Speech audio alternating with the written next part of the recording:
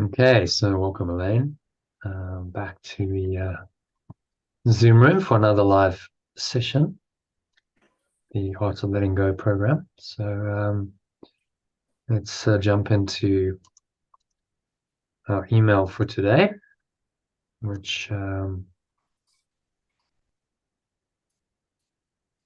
inspirational quote, will lead us nicely into our lesson for today. So I'll just share my screen with you.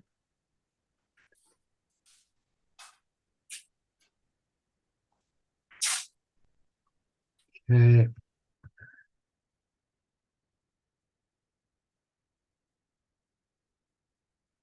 So if you can read that short and sweet quote from Friedrich Nietzsche, please. Hello? One must be a sea to receive a polluted stream without becoming impure.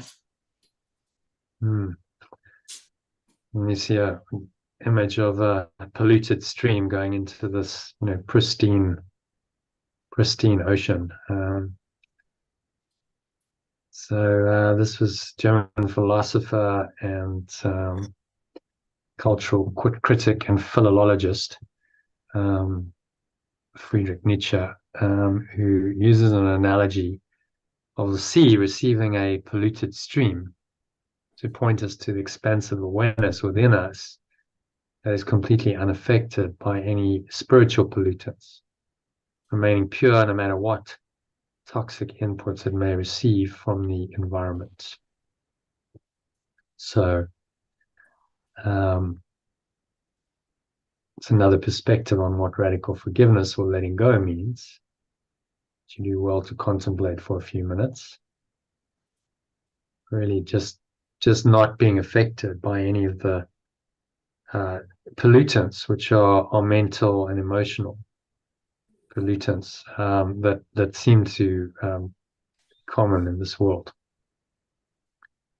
and instead perceive everyone and everything as pure, as today's lesson indicates we should. So that leads us nicely into the lesson. If you can read that in the original alternative, read that in the original and the alternative form.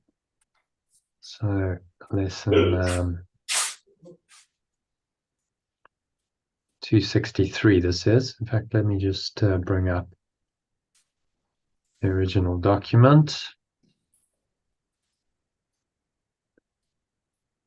So if you can read that. My holy vision sees all things as pure. My innocent vision perceives everyone and everything as pure.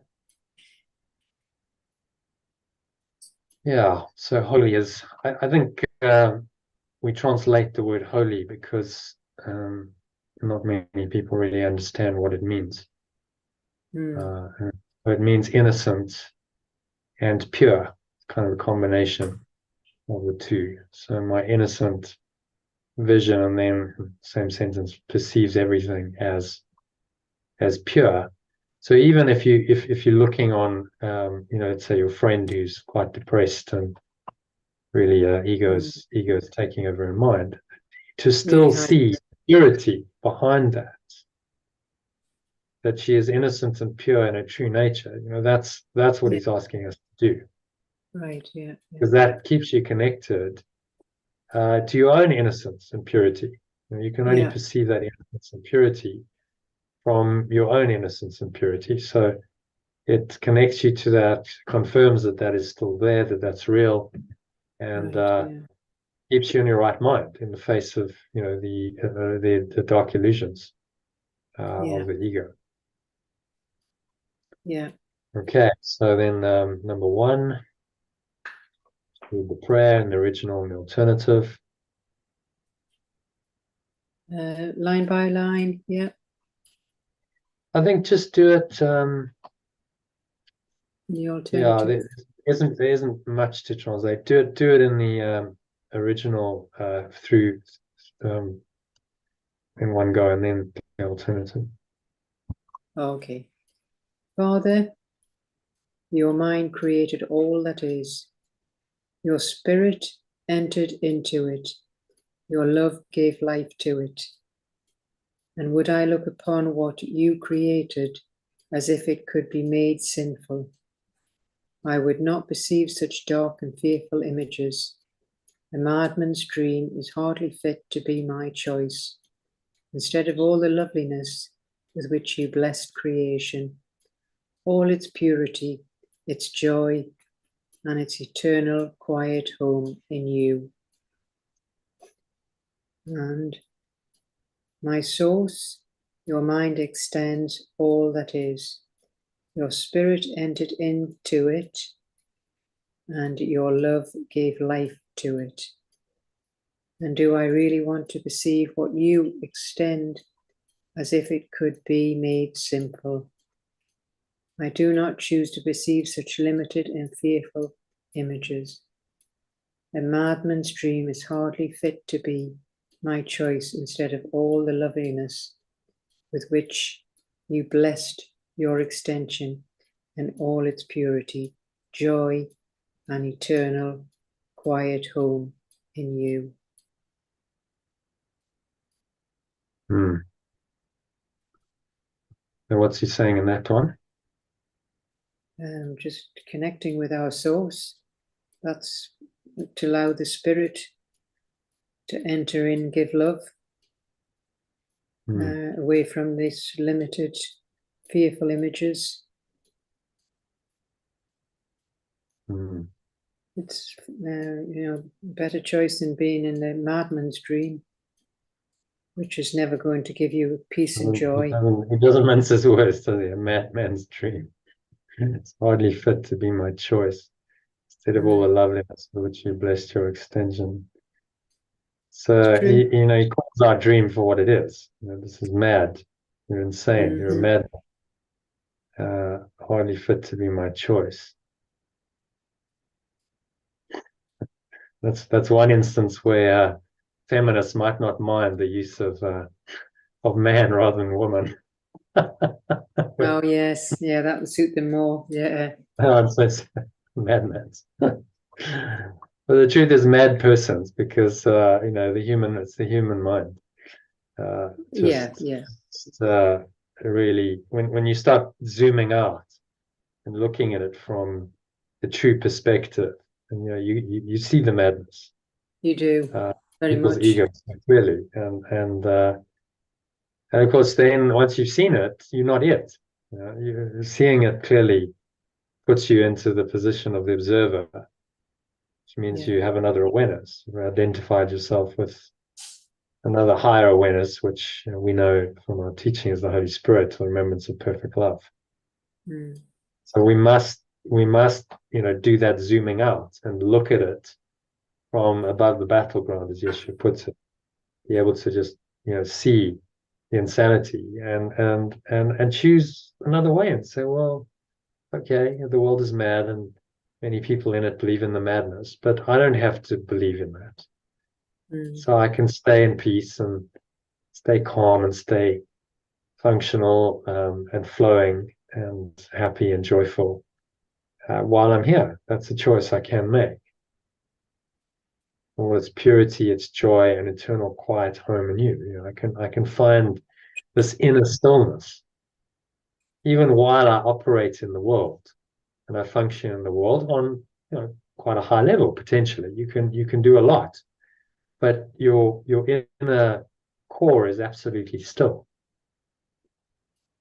So if you see pictures of athletes in motion, they can be like in dynamic motion, but they're very still.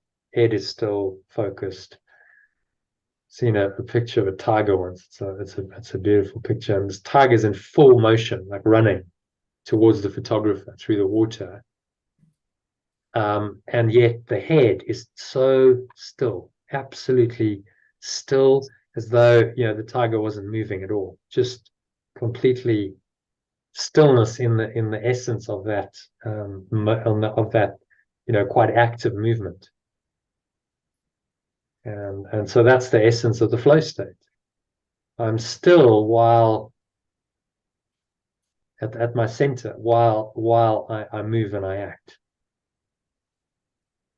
And that's what we're trying to master. That's mastering the art of letting go. Being in the world but not of the world, as Yeshua put it. All right. So any other thoughts on number one? No, it's good. Okay, so number two, I think just read this one in the alternate. So read the original. Read both. Sentence and then the alternate sentence. To read the full, yeah. And while we remain outside the gate of heaven, let us look on all we see through holy vision and the eyes of Christ. Let all appearances seem pure to us, that we may pass them by in innocence and walk together to our Father's house as brothers and the holy sons of God. Or, and while I remain outside the state of pure formless awareness, let me look on all I see through innocent vision and the eyes of my true self. I let all appearances be pure to me, so that I may overlook them in innocence and walk together with my companions to our source's reality as friends and the innocent extensions of perfect love.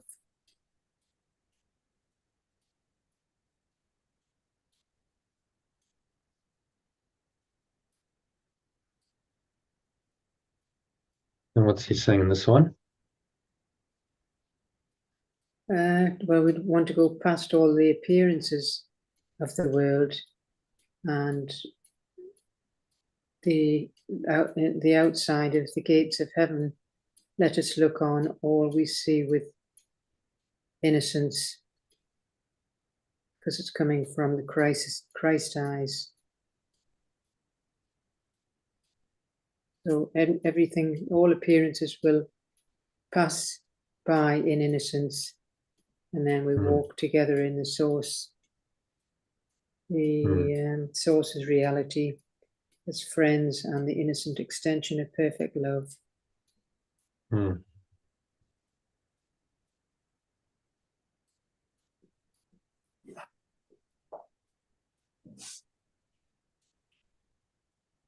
Wow, a nice thought, really. So It is.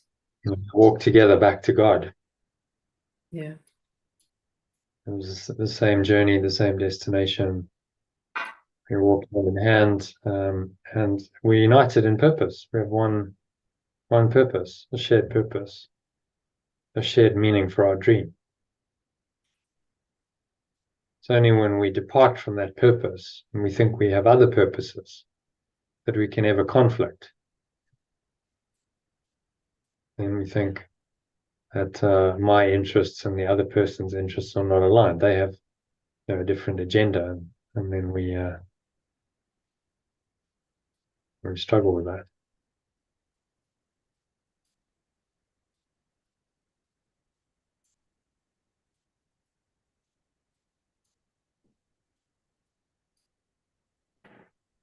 But it need not be, as he's saying, that all appearances be pure to me. So even when the impurity is shown you, can you just overlook that? Say, but this isn't true. Impurity is not true. It's not real. It's an illusion being shown to me by my ego to tempt me to believe in this whole egoic system and my false self-concept and the world, and enslave me into this. That's what's going on right now. So am I willing to let it go? Find another way, invite another perception or not?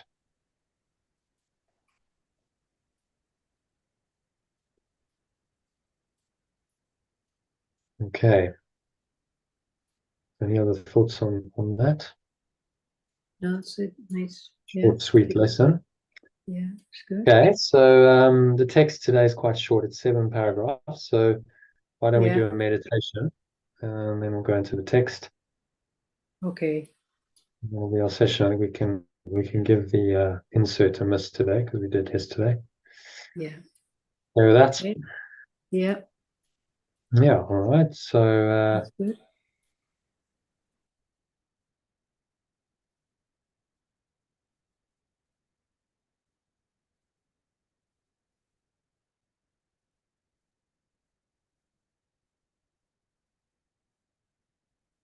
so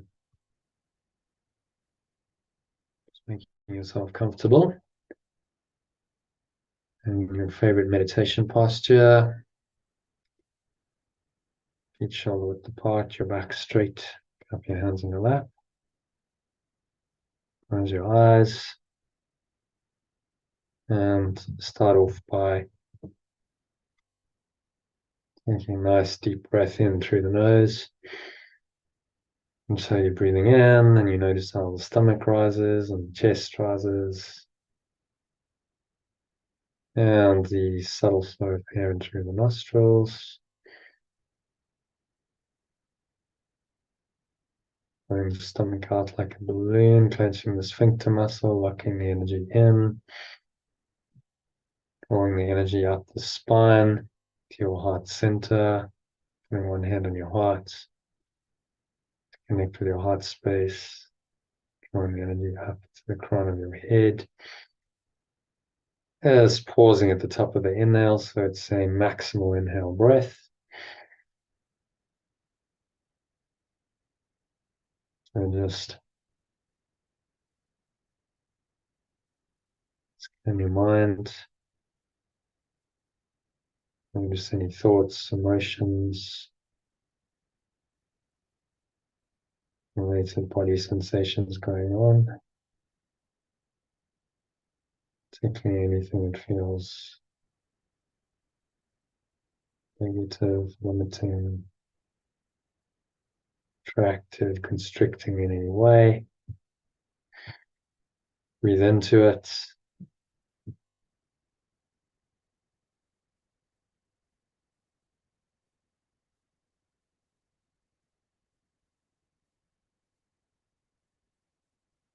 And just feel this expansive awareness infusing every pore, every cell, every muscle of your body, every part of your mind, every fiber of your being is in the light in this expansive awareness. And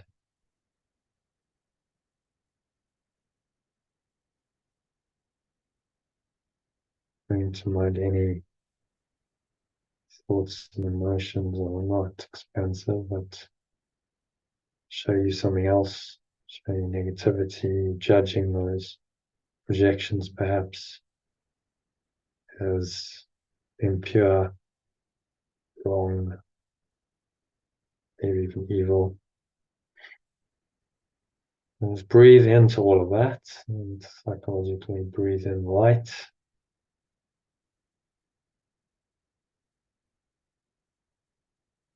Remind yourself that my innocent vision perceives everyone and everything as pure. Not sometime in the past or future, but right now.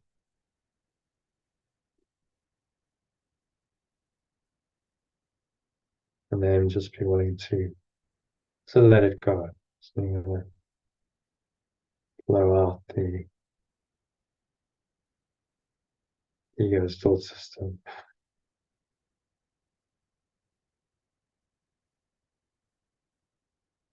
Exhale, imagine it's releasing like dark clouds, just blowing them away. The breeze of your breath, they're going, gone. All of those stomach into the spine, expel the last remaining air out.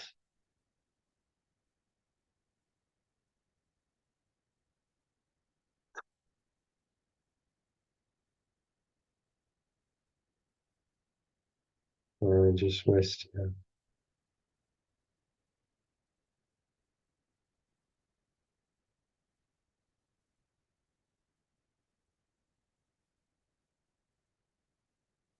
And I'll just say this prayer. Coordinate speaking with the breath, so breathing in, You hold the breath as I speak a sentence, and then when I pause, you exhale through your nose and you repeat the words out loud. So they become affirmations of the truth. It's more powerful when you speak the words and just think them.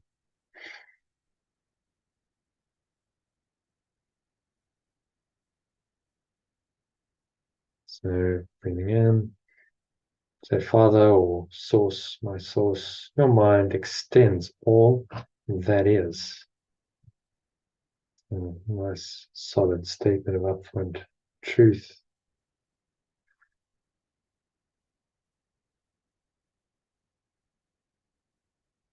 Blow it all out.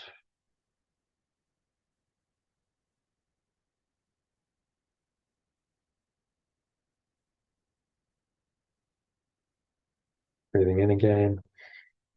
Breathe in the spirit. And there's a light that helps you. Beautiful golden white light flowing into every pore, cell, every muscle of your body, fusing with the spirit, which is incorporeal.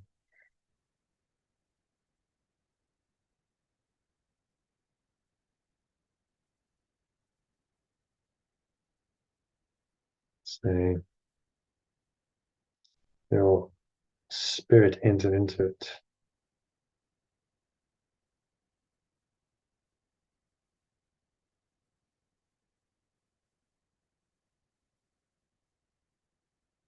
Breathing in again. And do I really want to perceive what you extend as if it could be made sinful? And then ask yourself that question as you repeat the words, do I really want to perceive what spirit extends, self-explains, as if it could be made sinful? So make guilt and sin inevitable, and they're not.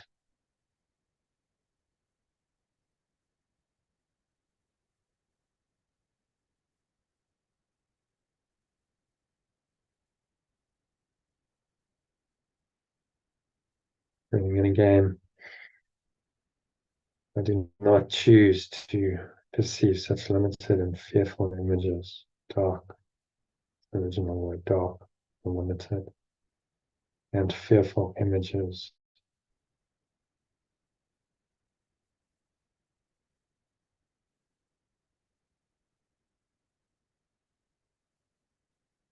A madman's dream is hardly fit to be my choice.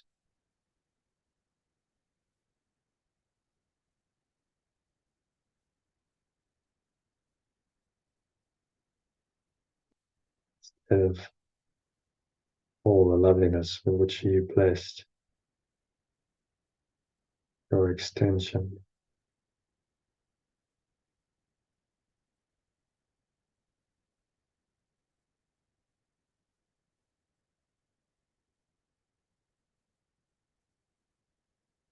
And all its purity, joy, and eternal quiet home in you.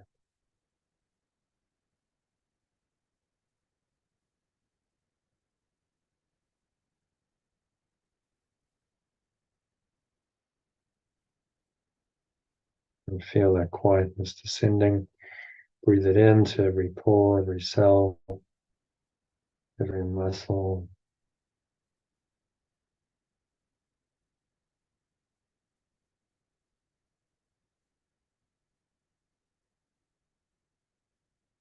Breathing in again.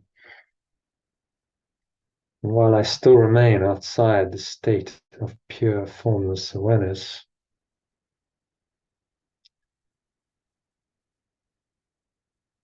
let me look on all I see through innocent vision.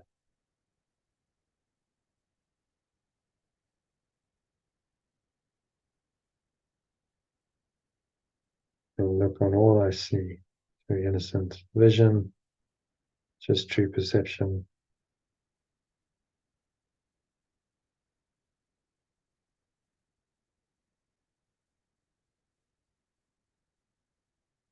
the eyes of my true self. When you are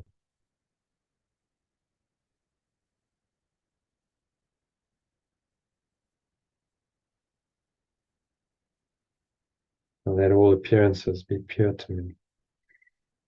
You breathe in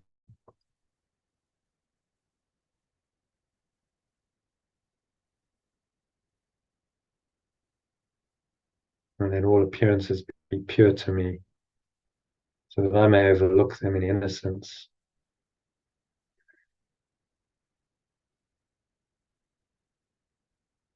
And walk together, my companions.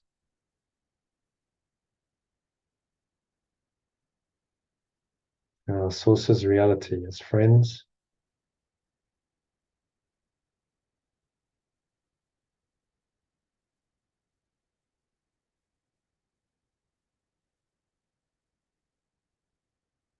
as companions and innocent extensions of perfect love.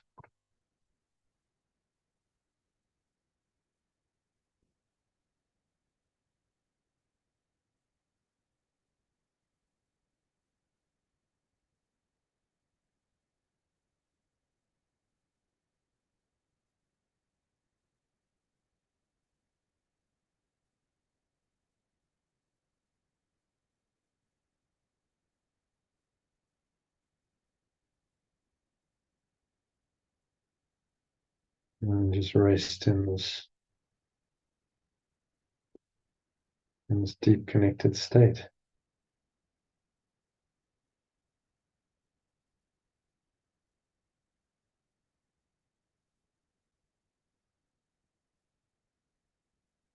A few minutes. There's nowhere else to go, there's nothing else to do, nothing else to think about. You just breathe.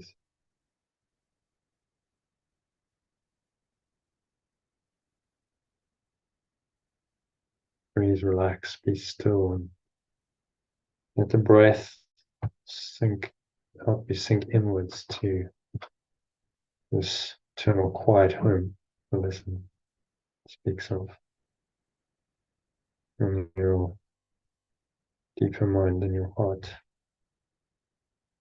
quietness that is undisturbed by the world. Everything is perfect, you're at peace, you're happy, peaceful, loving, and joyful.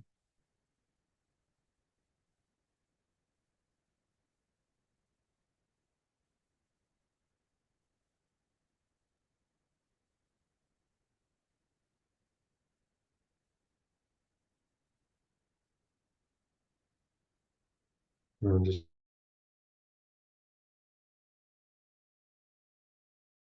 sinking inwards, you watch the breath deeper and deeper and deeper and deeper. And still calm, quiet, peaceful state, awareness, which is home. This is home right here, right now, in this awareness. You go there. Stay at home. Be in heaven. In other words, for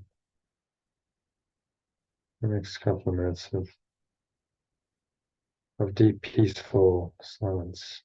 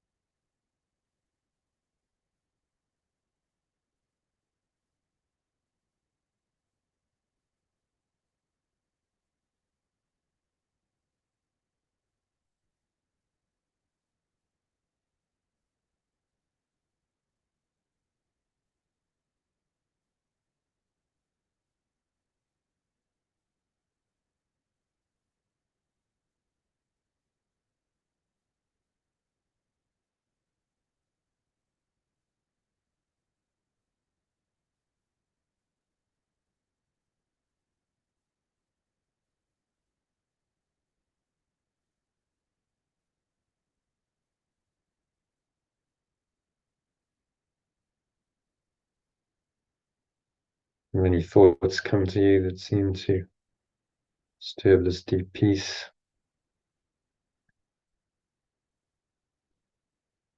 Observe them.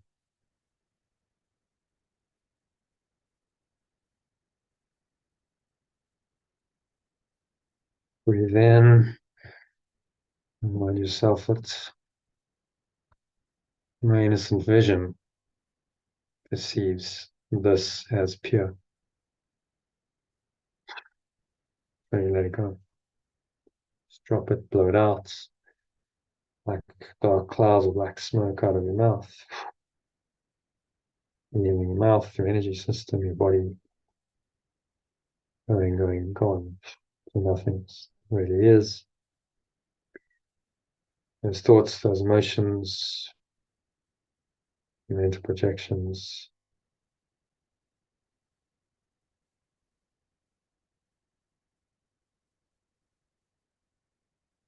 let it all go. Blow it all out. And rest. Another 1 minute or two of deep silence, deep connected silence, stillness and the quiet and the peace of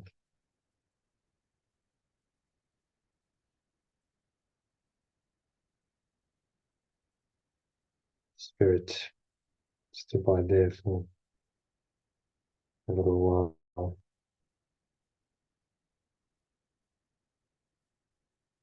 Keep watching your breath to keep you connected to this state.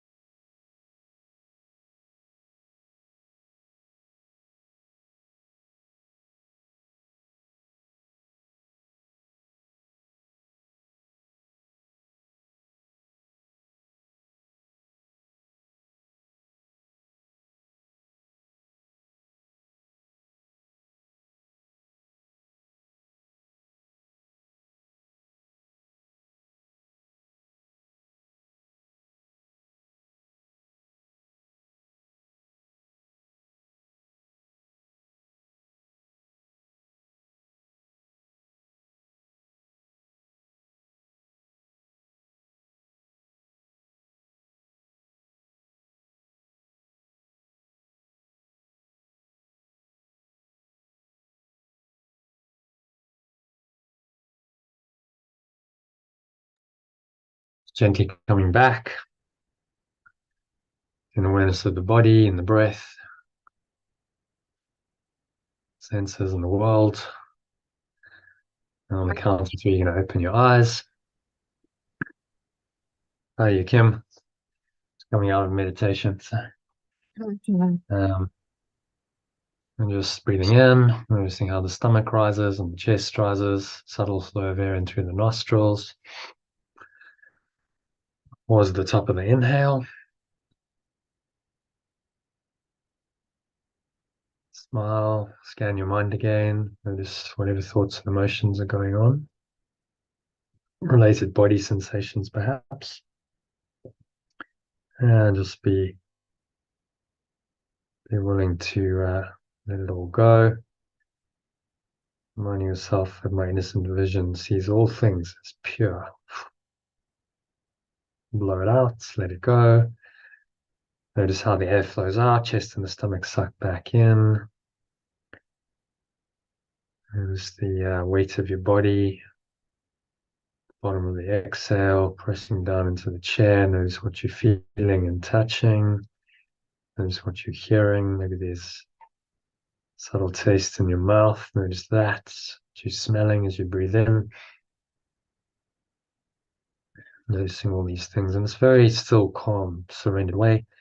There's no attachment, no judgment. Notice that there's just peace. Behind all these perceptions lies this deep peace that comes from pure formless awareness of perfect love. And that's always there, irrespective of whatever's happening on the level of form. And so you stay connected to this ground of being and this peace it brings for the rest of the evening and session. So it is said and so it is done. Now on the count of three, open your eyes. So just take a moment to look around, observing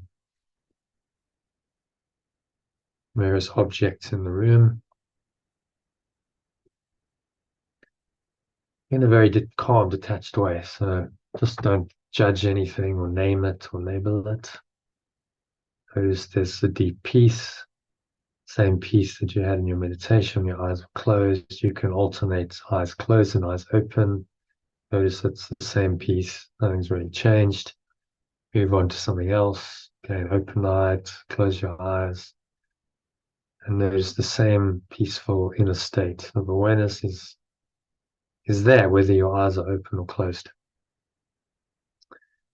And so this teaches you that this peace is always there, it's always available, it's never gone away, and you are always in it. So awareness is your awareness. So that brings us to the end of the meditation and the first part of the session. So say hello to Kim. Stop the share briefly. Hi, Kim. Thanks for joining. Hi, hello. Hi, Lee. Hi, Kim. Hi. How are you? We're fine. Oh, good. Yeah. Welcome. Thank you. So yeah, anything to share? We've done our sort of expression. But if you want to share anything or discuss anything, we can. Otherwise, we'll go into the text for today. No, it's fine. I think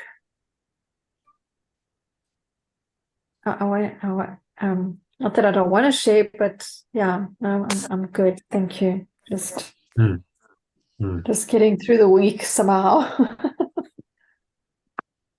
Yeah. Yeah. Just keep letting go. I know you're having some battles, but just a case of letting go and knowing that that'll get you through it. Keep letting go, keep surrendering, keep asking for guidance, and you will flow through the challenges. Yeah. I mean, I don't know if I'm asking for guidance per se, rather than just saying, I'm handing it over to the Holy Spirit, but I don't know what's happening, but Well, it that hasn't is come to asking that. about it. I'm still like overloaded, but I don't feel, I don't know, things haven't gone badly. Some surprises and stuff, but I don't know. So that's all okay. Actually, it's okay. Despite what seems to be the case on the level of form, it's all right. Yeah. Thanks, John. Just keep letting go. Yeah, so it's okay. It's gonna be okay. You'll see. That's what the Spirit reassures you. It says it's okay. I've got this. I've got your back, and it's okay. And you loved and you cared for, and ultimately you're one with your source. So it's okay. It's all this temporary stuff is just illusion, and it will pass away. It will fade away, and the eventual outcome of everything is peace, which is a very nice thought. Yeah, Really, it is definitely. Caught up in worldly stuff, but peace is still there. I can still access that peace, and you can stay calm and peaceful even while you're having to deal with the apparent issues on the worldly level. Then that's mastery. That's mastering the art of letting go. And you'll be much more effective in dealing with those issues if you can stay calm and peaceful. Yeah. Because then it can help you, work through them. I was talking about a friend of mine called this morning, and I said, "How's it going?" I said, "Well, I just say, yeah." I said the term, "It is what it is." She says, "I don't really like that." And sometimes I know one part is good because it's acceptance, but the other one sounds defeatist. I said, "Well, suppose it depends. Acceptance, it doesn't mean to say that's what it is forever. It's just acceptance is allowing not to have, just it means not resisting this. Okay, this is what's happening now. You let go of that resistance, but then it opens you up to what can come. Because I think she actually even said it felt like defeatist, and then there's no chance for the miracle. I said, well, maybe there is if you're accepting, and then you're letting go of that resistance. So then you are opening up to the miracle. Yeah. And that's what acceptance really means. It's not accepting, being defeatist and passive in the face of the ego's insanity. It's saying I'm letting it go. I'm doing what I can do here, which is to let it go.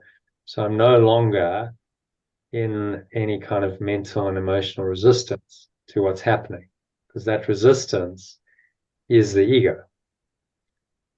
That's what acceptance really means. So acceptance equals letting go. It's the same thing, just a different phrase for it, and a slightly different perspective. You say, well, I accept it means I'm not resisting it. Yeah, okay, that means you must have let go of your resistance, you see. So if you logically follow through, you go, well, actually, that means that you must have let go of your resistance to accept it. Therefore, acceptance means that you've let go. And it's that state of, peaceful, calm acceptance, which you want to operate in. Okay, this is what it is. And although it's all part of the projection and the illusion, I'm not going to resist it, because resisting it gives it a reality. See, so it's like, okay, it's okay.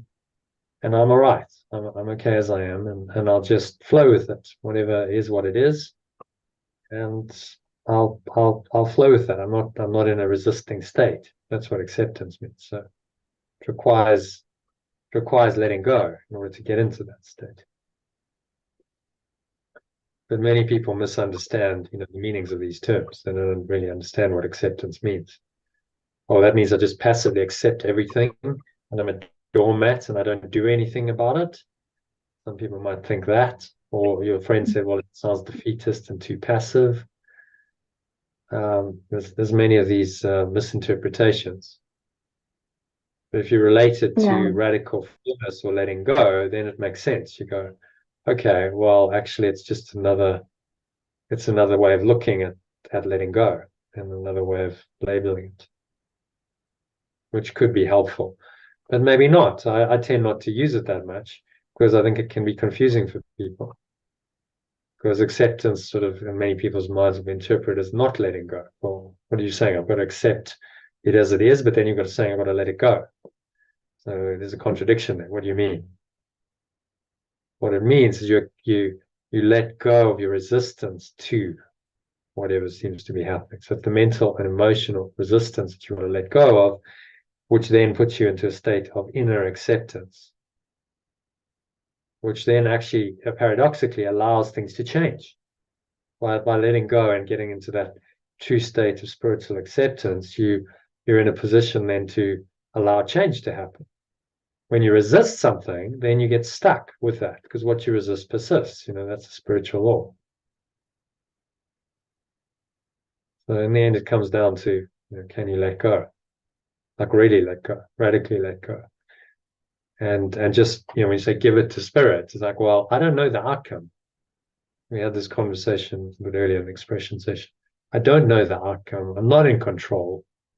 So I don't know, show me. Usually you do it. That's what it means by handing it over to the spirit.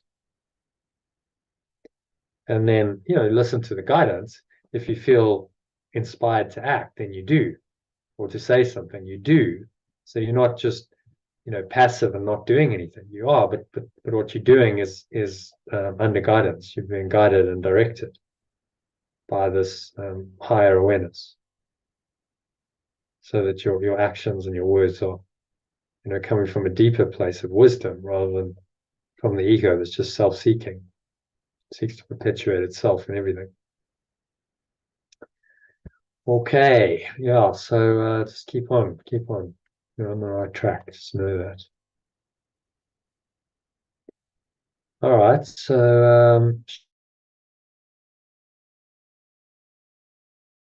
shall we have a little jump into, let's dive into today's reading from the text, which is called Recognizing the Spirit, section 6 of chapter 31,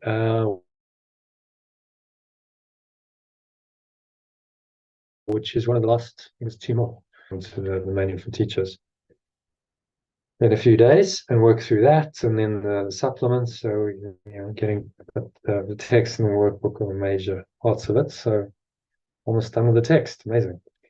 You just chip away one section a day. That's what happens. So yeah, Kim, if you want to kick it off, you can read paragraph 1 in the original and the alternative line by line. So just to read the original one and then go to the alternative. Gives me a chance to do any edits in the alternative if you do it that way.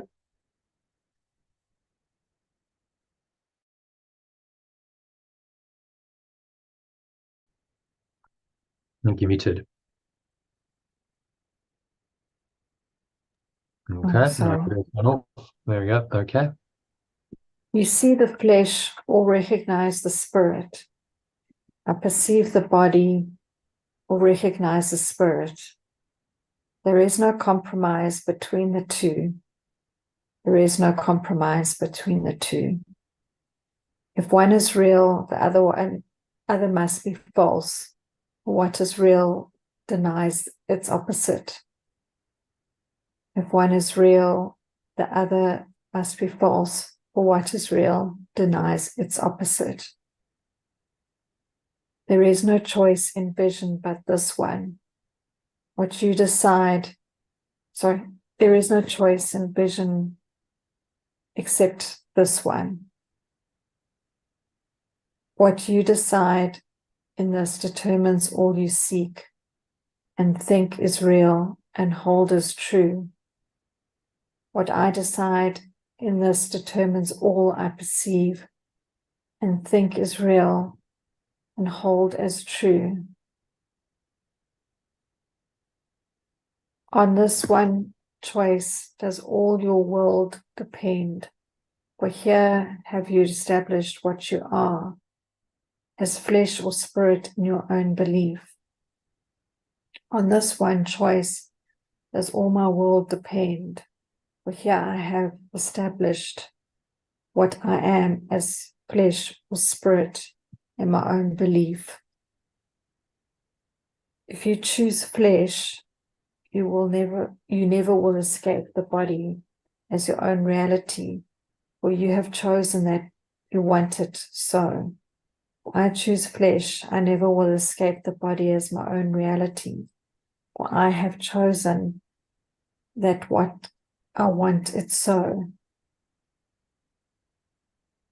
But choose the spirit, and all heaven bends to touch your eyes and bless your holy sight, that you may see the world of flesh no more, except to heal and comfort and to bless.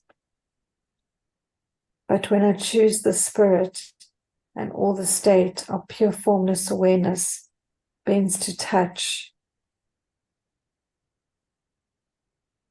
my eyes and bless my innocent sight, that I may see the world of flesh no more, except to heal and comfort and to bless.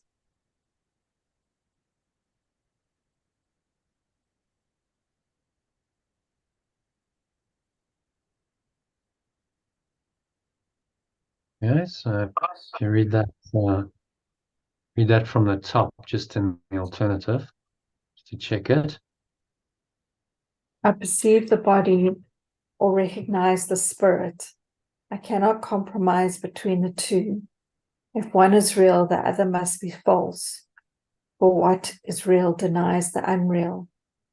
There is no choice in vision except this one. What I decide in this matter determines all I perceive, think is real, and hold as true. On this one choice does all my world depend. For here I have established what I am, as flesh or spirit in my own belief. If I choose flesh, I will never escape the body as my own reality, for I have chosen what I want to be so. But when I choose the spirit, the whole state of pure formless awareness bends to touch my eyes and bless my innocent vision, so that I may perceive the world of flesh no more, except to heal, comfort, and to bless. Yeah.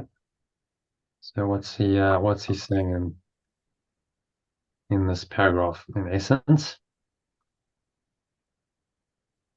Well, you either perceive what you are as the body, or recognize what you are as spirit. You can't compromise between the two.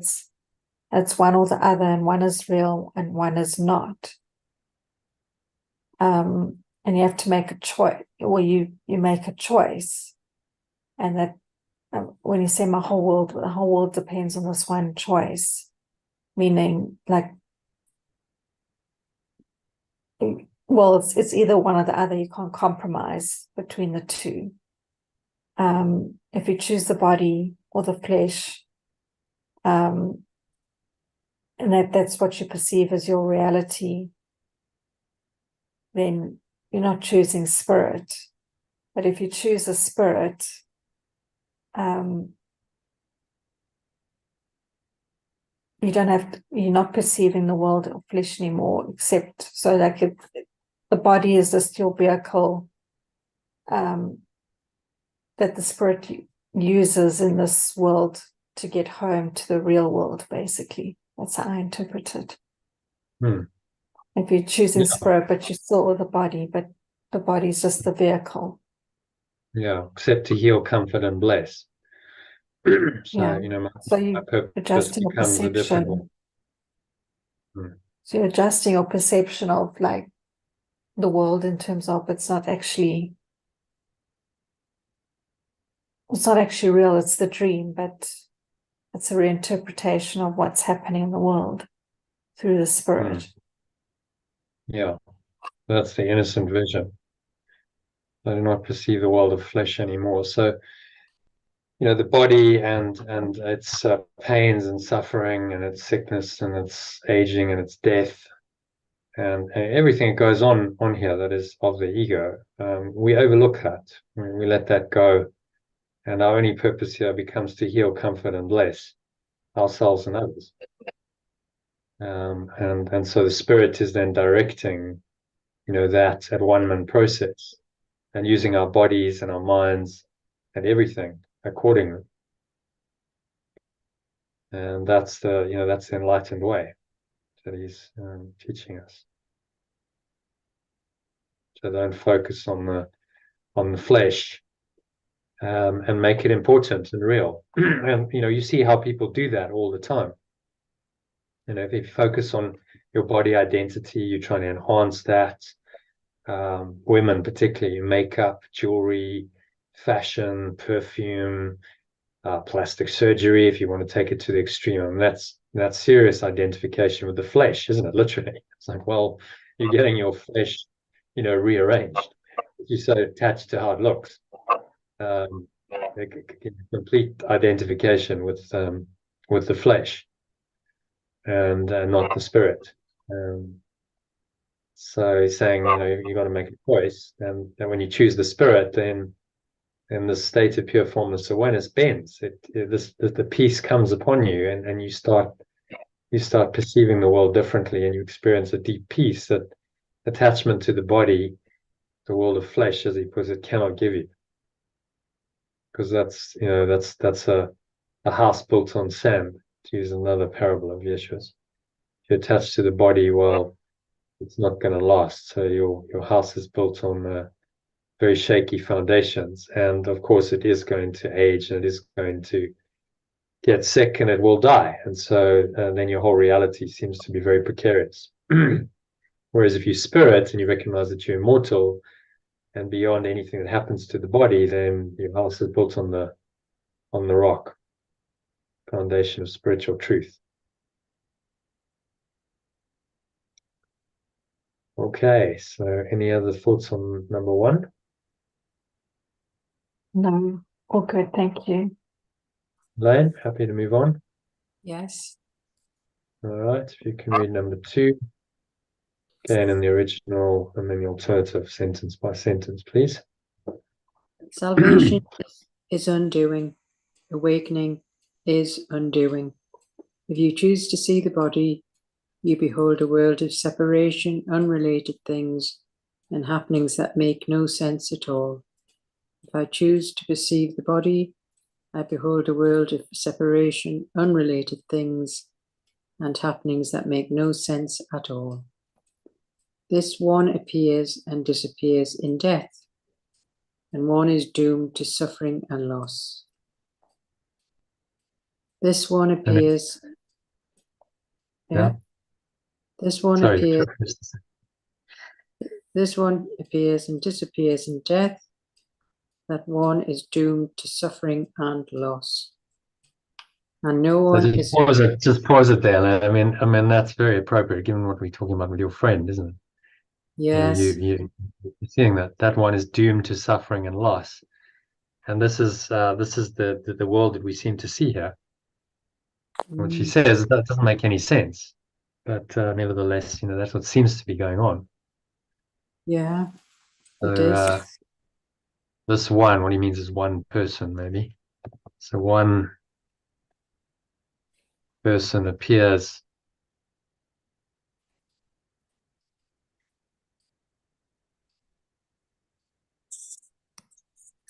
One person appears and then disappears in death.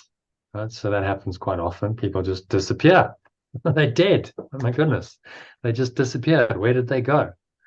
They were there one moment and then the next day they're not. crazy, really. When you look at that, you're like, well, how can that be the creation of an eternal mind when everything dies? It's prone to, disappear, and everything's changing all the time. And, in our illusory world, we think our world is kind of stable because nothing that much changes day to day. But what's going on around the planet is things are changing all the time, moment by moment. Every minute, a number of people are dying somewhere in the world, and a number are being born, and that's happening all the time. Ongoing, right? Born, die. Things are shifting and changing all the time in the dream.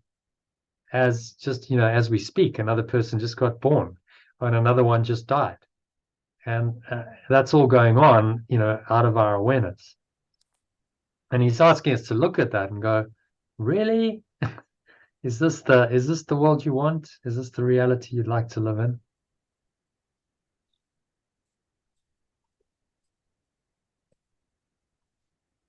Okay, so another one is doomed to suffering and loss. Okay, number 4.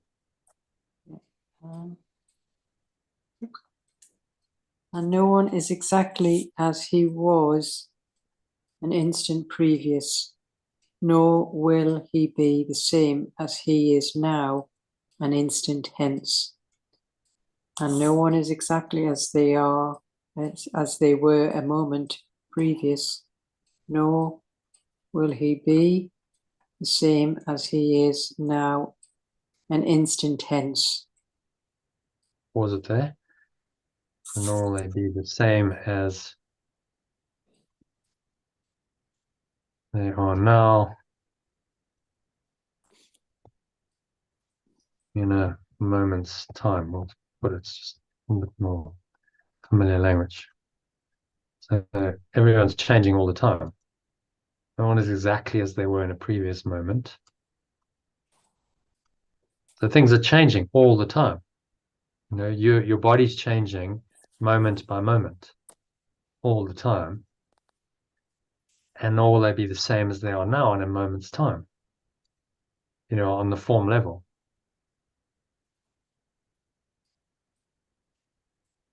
So maybe we want to say that. On the level of form, which is flesh, your body is changing all the time. Things are shifting and moving and changing all the time, and you are aging moment by moment by moment. You just don't notice it because it's so gradual, but it's happening, as you speak. So in this moment, and now another moment, something's changed. Everything's just rearranged itself in your body, and it seems to be a stable structure, but actually it's not at all stable. Is what he's trying to point out to us. All right, number 5. Who could have trust where so much change is seen? For who is worthy if he be but dust? Who could have trust where so much change is seen? For who is worthy if he be only dust?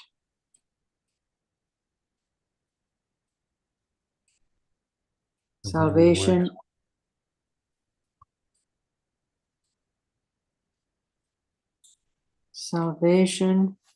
is undoing of all this. Awakening is the undoing of all this.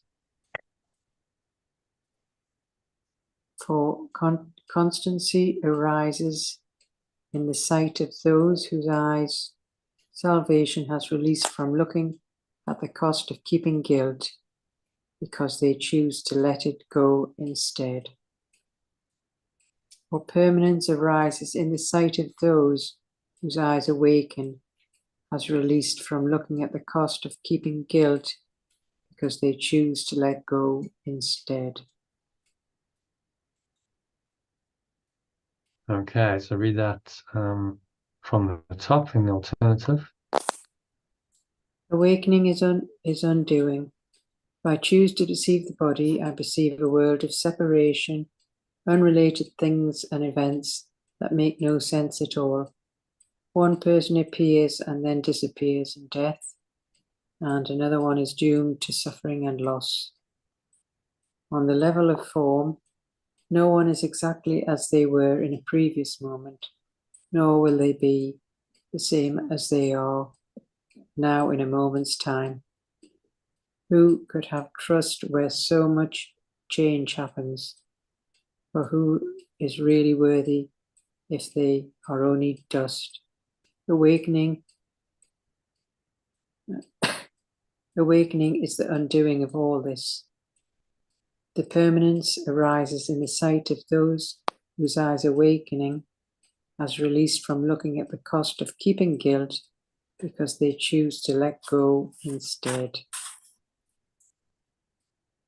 Yeah, so what's he saying here?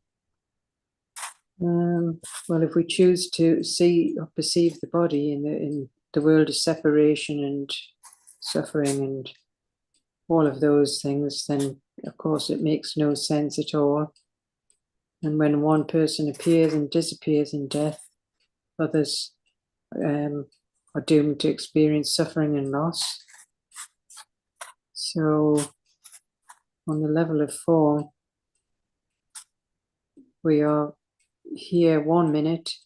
This moment is different to the next moment, changing moment by moment.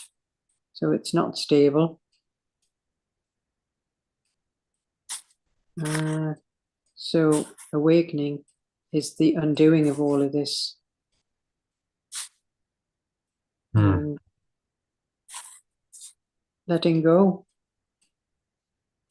of all the guilt and the unstable form that we're in.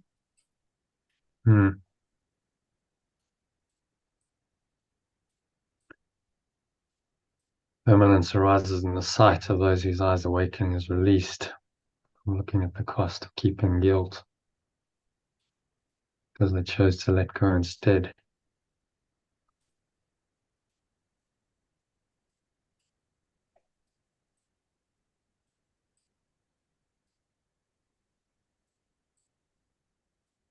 So, any other thoughts on that, Kim?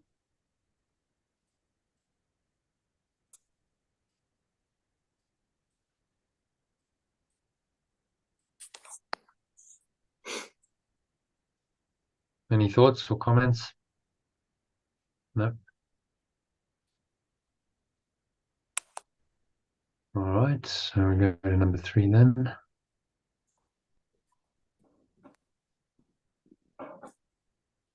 So if you can read number 3, Kim. Okay, original sentence by sentence, followed by alternative. Okay, is Kim there? Kim, you still there or not?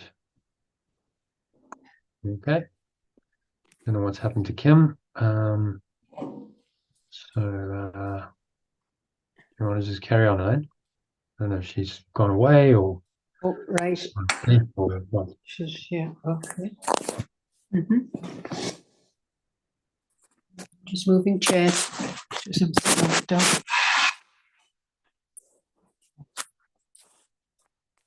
Okay.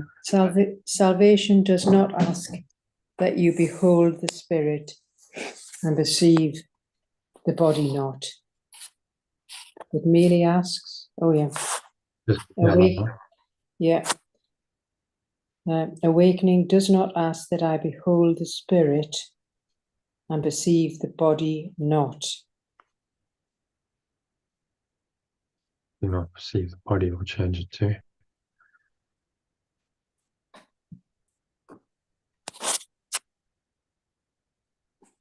And I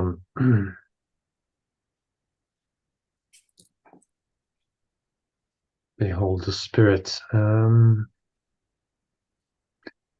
Behold is a better word for it than I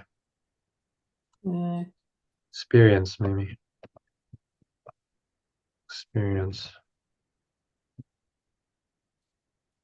And the spirit, we translate spirit as pure formless awareness, don't we?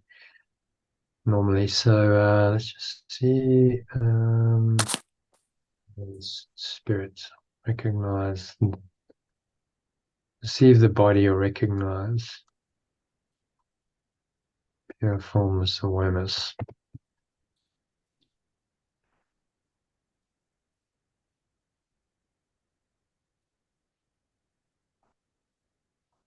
And then I might actually just do a global replace. You bear with me. So place spirit with pure formless awareness, and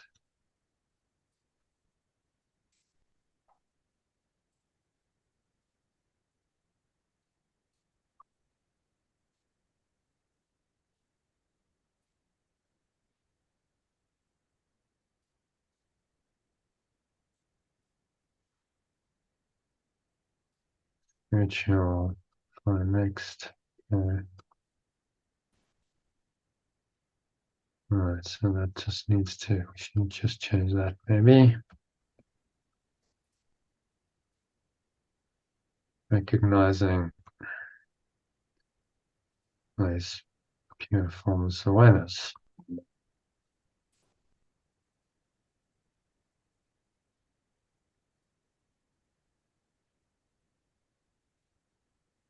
Yeah. Fix that later. So really, recognizing pure formless awareness.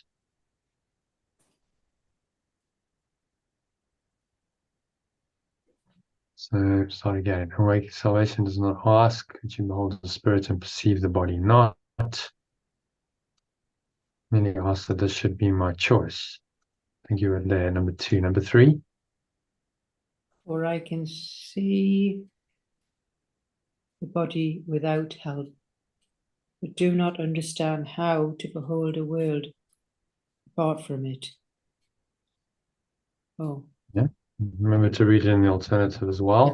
Sorry, I couldn't quite see it there, but now I can.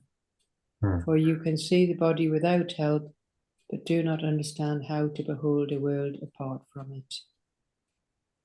I'll just go straight on to 4. It is your world's salvation will undo and let you see another world your eyes could never find. It is my world awakening will undo and let me see another world my eyes could never find. Be not concerned how this could ever be. Be not concerned how this could ever be. You do not understand how what you see arose to meet your sight. I do not understand how what I see, oh, where did you go? See arose to meet my sight. Just pause there, I'm just catching up. I'm not concerned how this could ever be. Do not understand how what I see arose to meet my sight. Okay, arose.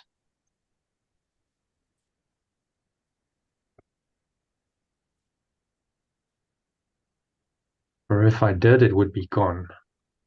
It's just saying we don't really understand this whole mechanism of illusions. We have no idea really how the projection, perception mechanism of the mind works to create this illusion. We've forgotten how that works. Because if we knew, if we remembered, then it would be gone. We would have seen through the veil of ignorance, as he puts it. So number 9, the veil of ignorance. Sorry, 8. The veil of ignorance is drawn across the evil and the good and must be passed that both may disappear so that perception finds no hiding place. The veil of ignorance is drawn across the limited awareness and the good, and must be passed so that both may disappear and perception finds no hiding place. How is this done? The same. How is not done at all? Yeah, okay.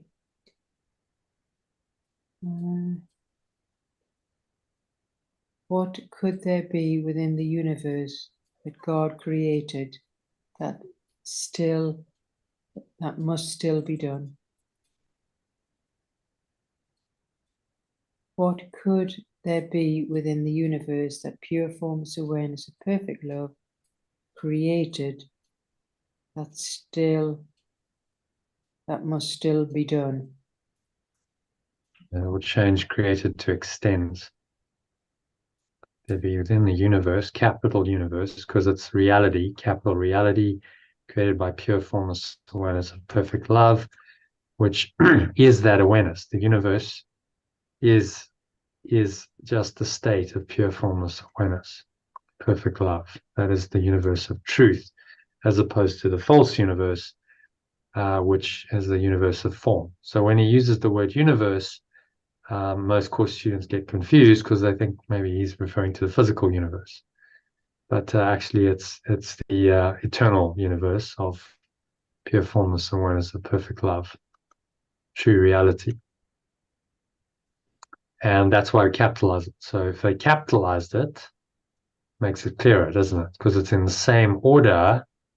It says within the universe that God created. So that's small and that's capital. And they do the same thing with spirit. You notice spirit is small. Well, why is spirit small if spirit's in the same order of reality as God and the universe? You see, so this is part of what we're doing, is just making the original a bit more consistent.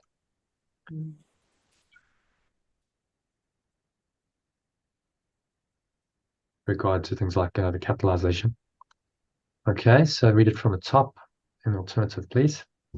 Awakening does not ask that I experience the pure formless awareness and do not perceive the body. It merely asks that this should be my choice, for I can perceive the body without help, but I do not understand how to perceive a world apart from it. Awakening will undo my world and let me perceive another world my eyes could never find. I am not concerned how this could ever be. I do not understand how I could see a rose in my sight, or if I did, would be gone. The veil of ignorance is drawn across both limited awareness and the good, and must be transcended so that both may disappear and perception finds no hiding place. How is this done? It is not done at all. What could there be within the universe that pure formless awareness of perfect love extends that must still be done? Okay. What's he saying in this one?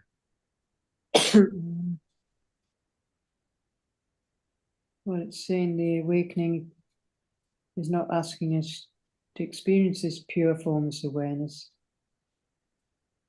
and not perceive the body.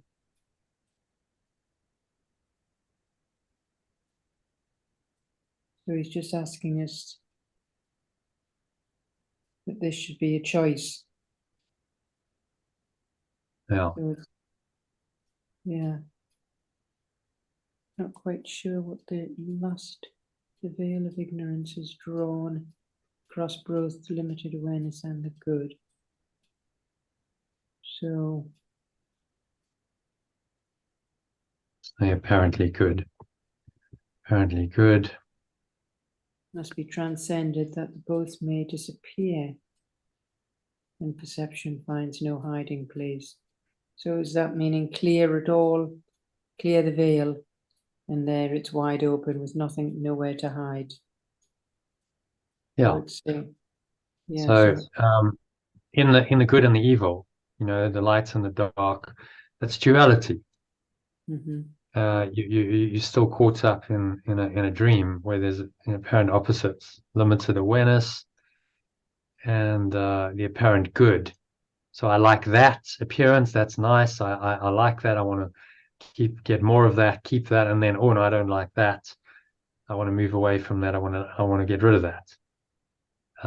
So I desire on the one hand, cravings, the Buddha called it, and on the other, I have aversion or resistance, and we get caught, in that dualistic game all our lives. Well, I want that. I don't want that. I seek and desire that. I move towards that. Whatever we define as pleasure and pain, I move towards what I think is pleasurable because I desire that and I don't want the pain. But the more I choose the pleasure, the more the pain seems to be real because it's all in the same order of reality. So it's saying again, look at it and you've got to let it all go, and go beyond it all to a transcendent domain, the universe, as he calls it, the universe of truth, that pure formless awareness of perfect love extends. That must still be there, and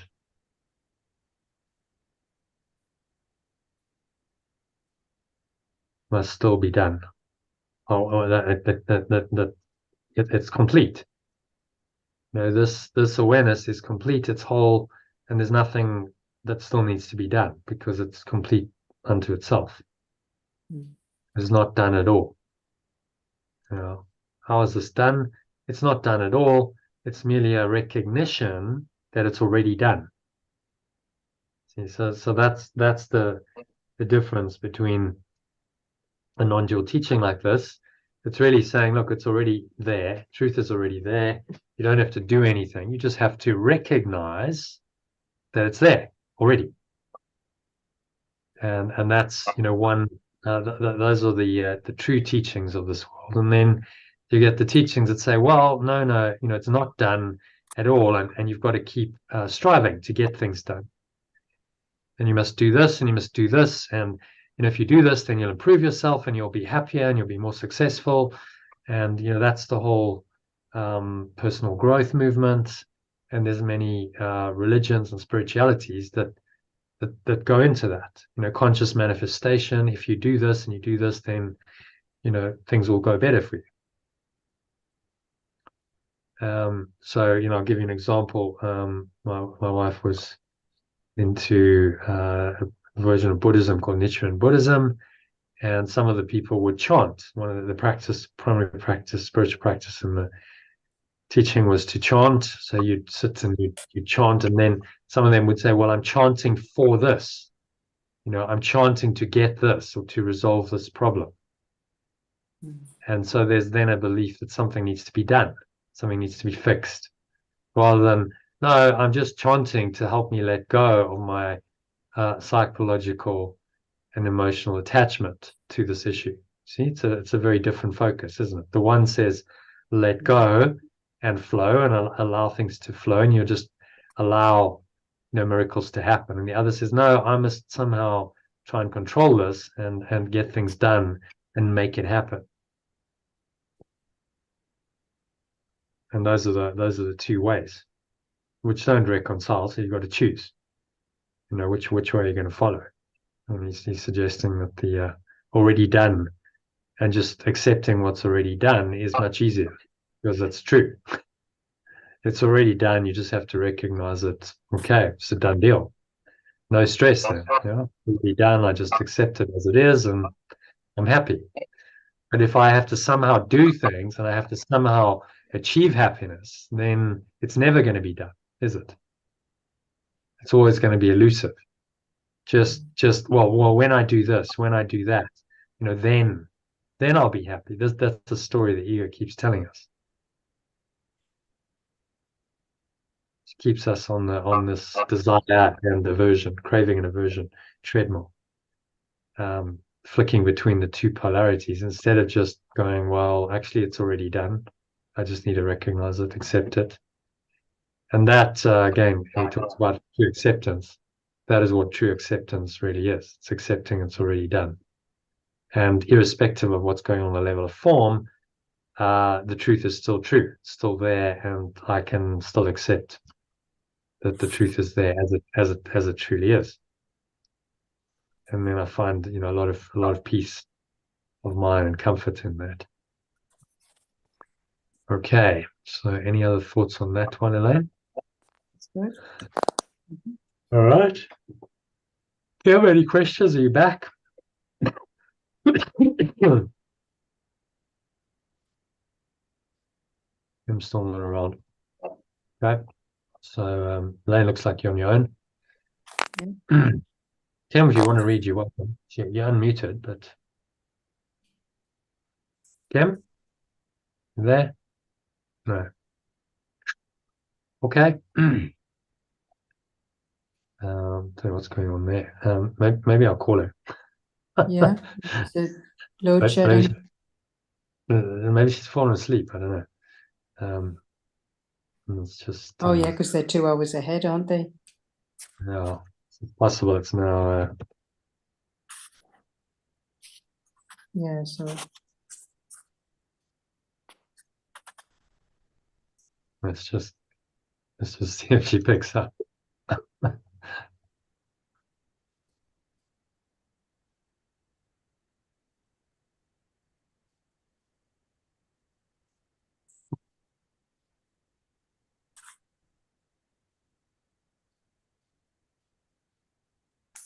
It doesn't sound like she's picking up. Okay, well, I'll just hope go it's with the going in flow. on some No, level. Jono, I'm here. Oh, you're there. Okay, I was just Yeah. calling. Huh. Yeah. So I'll just Okay, welcome back. Are you okay to read or? Yeah. All right. So let me just share my screen again.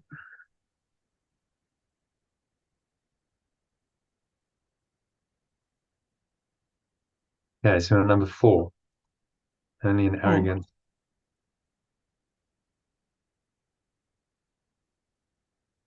Only in arrogance could you conceive that you must make the way to heaven plain.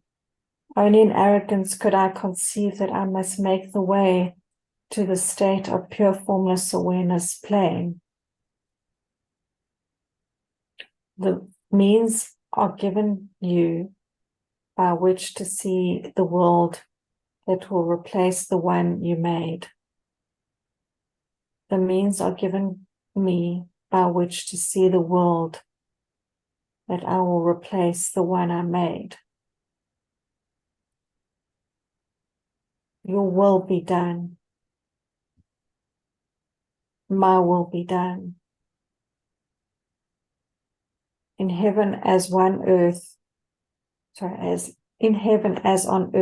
this is forever true.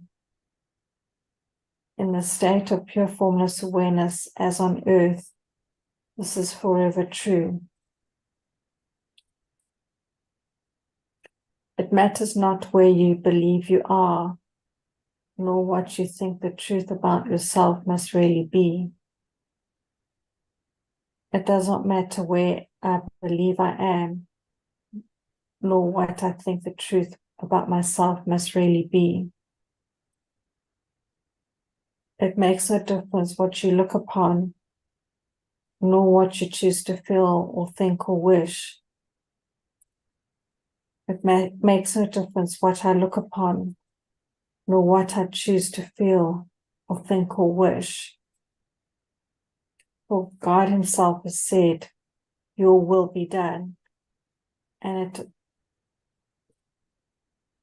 for pure formless awareness of perfect love itself has said, my will be done. And it is done to you accordingly. And it is done to me accordingly. I'm just going to change that my will be done to my awareness. How about my awareness is complete instead of my will be done?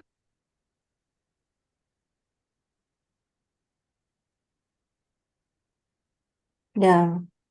My awareness is complete. That's really what it's saying.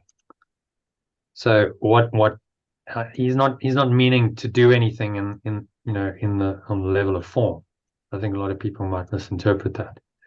I will be done. Okay, that means I've got to do stuff. No, it means my awareness is complete already, and it's complete in you. And that's a very subtle but profound difference, isn't it? My awareness is complete. So then I'm just in the level of being, of just being that awareness and accepting that that awareness is my awareness. If we start talking about world being done, generally the ego is going to misinterpret that and say, well, I've got to do something. What is God's will for me? Okay, well, I've got to be doing some about my Father's business, doing stuff all the time. No. My awareness is complete in you already. Can you just accept that, rest in that blissful sense of being, and then on that state, maybe you're inspired. Things show up. You get guidance to take certain actions and go certain places and do certain things, but coming from a state of completion rather than of lack. Mm. Whereas, the other way, could I conceive that I must make the way to the state of pure formless awareness plane? It's like, well, somehow I've got to find the way. Well, that's arrogance, you say, because it's already done. The awareness is complete in you. You just have to accept it as it is, complete in you. That's all there is to this whole spiritual awakening. Accept it as it is within you, in your own mind. And if you can do that, then you've awoken, you've come to realization of your true nature, and you can rest in peace in that awareness. And then that doesn't mean it's the end of doing, because your body's still around and you might still have many years to go in the dream world, but then your doing is not coming from a place of lack. Oh, I'm trying to get there. No, the doing comes from a place of I'm already there. I'm already whole and complete. And what I do is an expression of my wholeness and completion. So it's not coming from a sense of lack anymore, and scarcity and striving and craving, trying to get there and never quite making it. It's like, no, I'm already there. And so then that extends out from me, and what I do takes on the quality of wholeness and completion and abundance. And this is the domain of miracles. This is inspired manifestation, miraculous manifestation, rather than conscious manifestation where you're still striving to make something happen. And it's a subtle, but again, very profound difference as to how you're going to operate in the world. My awareness is complete, and if I believe that, and so it is for me, so it is done accordingly, so it is for me.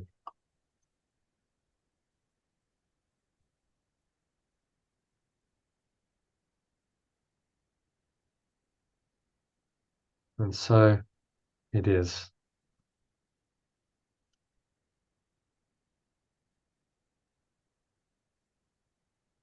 So it is. And so it is given to me, it might be. So it is done to you. So it is given to me. And so it is given to me accordingly. Okay? But John, the first sentence, only in arrogance. Any other thoughts on that? I could. Give any comments? What's he Can saying? you hear me? Mm-hmm. Can you Yeah. hear me? Okay, sorry. Yes, yeah, can hear you. Only in arrogance could I conceive that I must make the way to a state of pure formless awareness plane. Okay, the plane part. I don't know if that just means just is, but I mean, if we're just making the way. A question about that?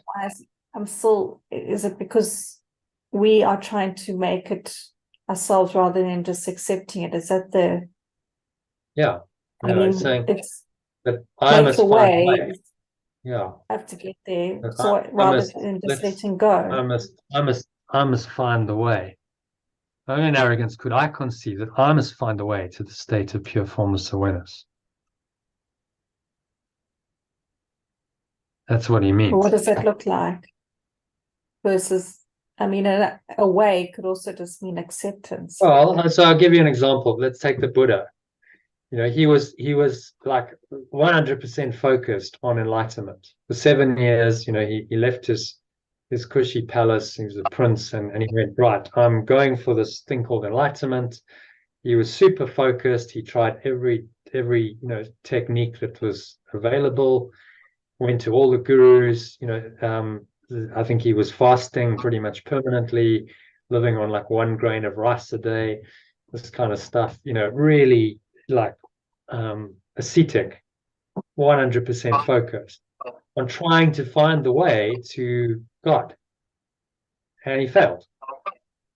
He couldn't find it because all of that focus and attachment and trying to do it his way was blocking him. And when he let go of that, and I think he finally just, he was on the verge of death, and he got so exhausted and tired. He was just like, enough. I can't do it anymore. Mm. And then he let go. He surrendered, and that's when it came. That's when I was like, it's already there. He must have just gone, the joke's on me, because I've been looking and looking, so hard for 7 years and not finding it. And then finally I just give up, let it all go, and I find it. It's there. It was there already. So that's a good example. Yeah. So that the belief that we can find the way and that we'll get there is deluded. It's already there. The truth is already there. It's just accepting it. Yeah. The spiritual practices can help in that acceptance. I mean, really, all you're doing, the spiritual practice, is you practicing accepting what's already there. What is meditation in any spiritual practice? But again, I'm just accepting what is already there. I'm going back to my original state, which is the state of pure formless awareness, and I'm finding that. I'm returning my mind to that using the spiritual practice. So the practice is about accepting what's already there within you and just letting go of everything that's not that covers that over. And that's all meditation is. That's all any spiritual practice is: acceptance, practicing the acceptance of what you really are. And because we've so denied it and our minds are so wired into the ego, if we dedicate time to it and we do it as a practice, then we're making time for what is most important.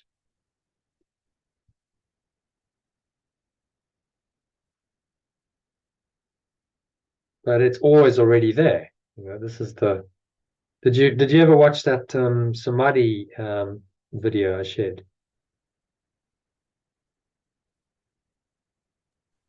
a while ago? Yeah, I did. Did you? Yeah. So I think There's it was 3 of them, isn't there? in the third one. In the third one, he says that he called it the pathless path. It was like there's no technique. It's just accepting the beingness that you are, the pathless path. And eventually, all the practices lead to that realization that I am already whole and complete as I am. There's nothing I can do to make myself more or less complete. Then you enter into the enlightened state of samadhi where, I just am what I am. I am that I am, and there's nothing else. But, it often takes a lot of work and practices and striving to kind of awaken to that, to go, actually, it was always so simple. I just couldn't see that. Because we're so used to the stressing, straining, striving program of the ego that it to the ego can't accept that the answer is just already there. It's given to you. It's right there. You don't have to go seeking for it. It's already there. It's given to you freely because it separated itself from that answer. So it has to, keep the search going, doesn't it? And believe that, what it really yearns for is not there in order to maintain its existence. Seek and do not find, is a fundamental law of the ego. All of which is arrogant and deluded because it's already there. You just have to accept it.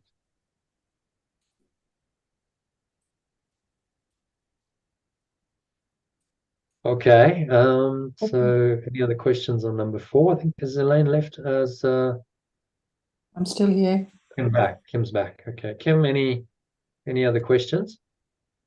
No. Thanks for no. Sorry, I just ran out of plot to bundle. Yeah, no problem. Okay. So shall we move on to number 5 then? Elaine, if you can read that. You who believe that you can choose to see the Son of God as you would have him be, forget not that no concept of yourself will stand against the truth of what you are. I who believe that I can choose to see the extension of my true self as I would have it be. Forget not that no concept of myself will stand against the truth of what I am. Should not forget. Undoing truth would be impossible, and undoing truth would be impossible. But concepts are not difficult to change. One vision clearly seen that does not fit the picture as it was perceived before we change the world for eyes that learn to see, because the concept of the self has changed.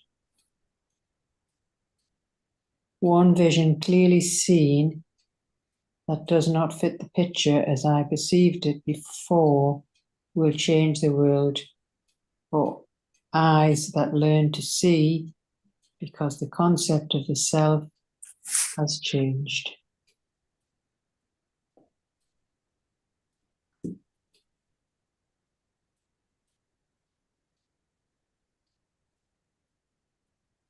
Yeah. Self-concept, shall we say? Because the self-concept is relating it to yesterday's teaching, which is really powerful. Because the self-concept has changed. And to see truly, because their self-concept has changed. So you change your self-concept, that changes your perception.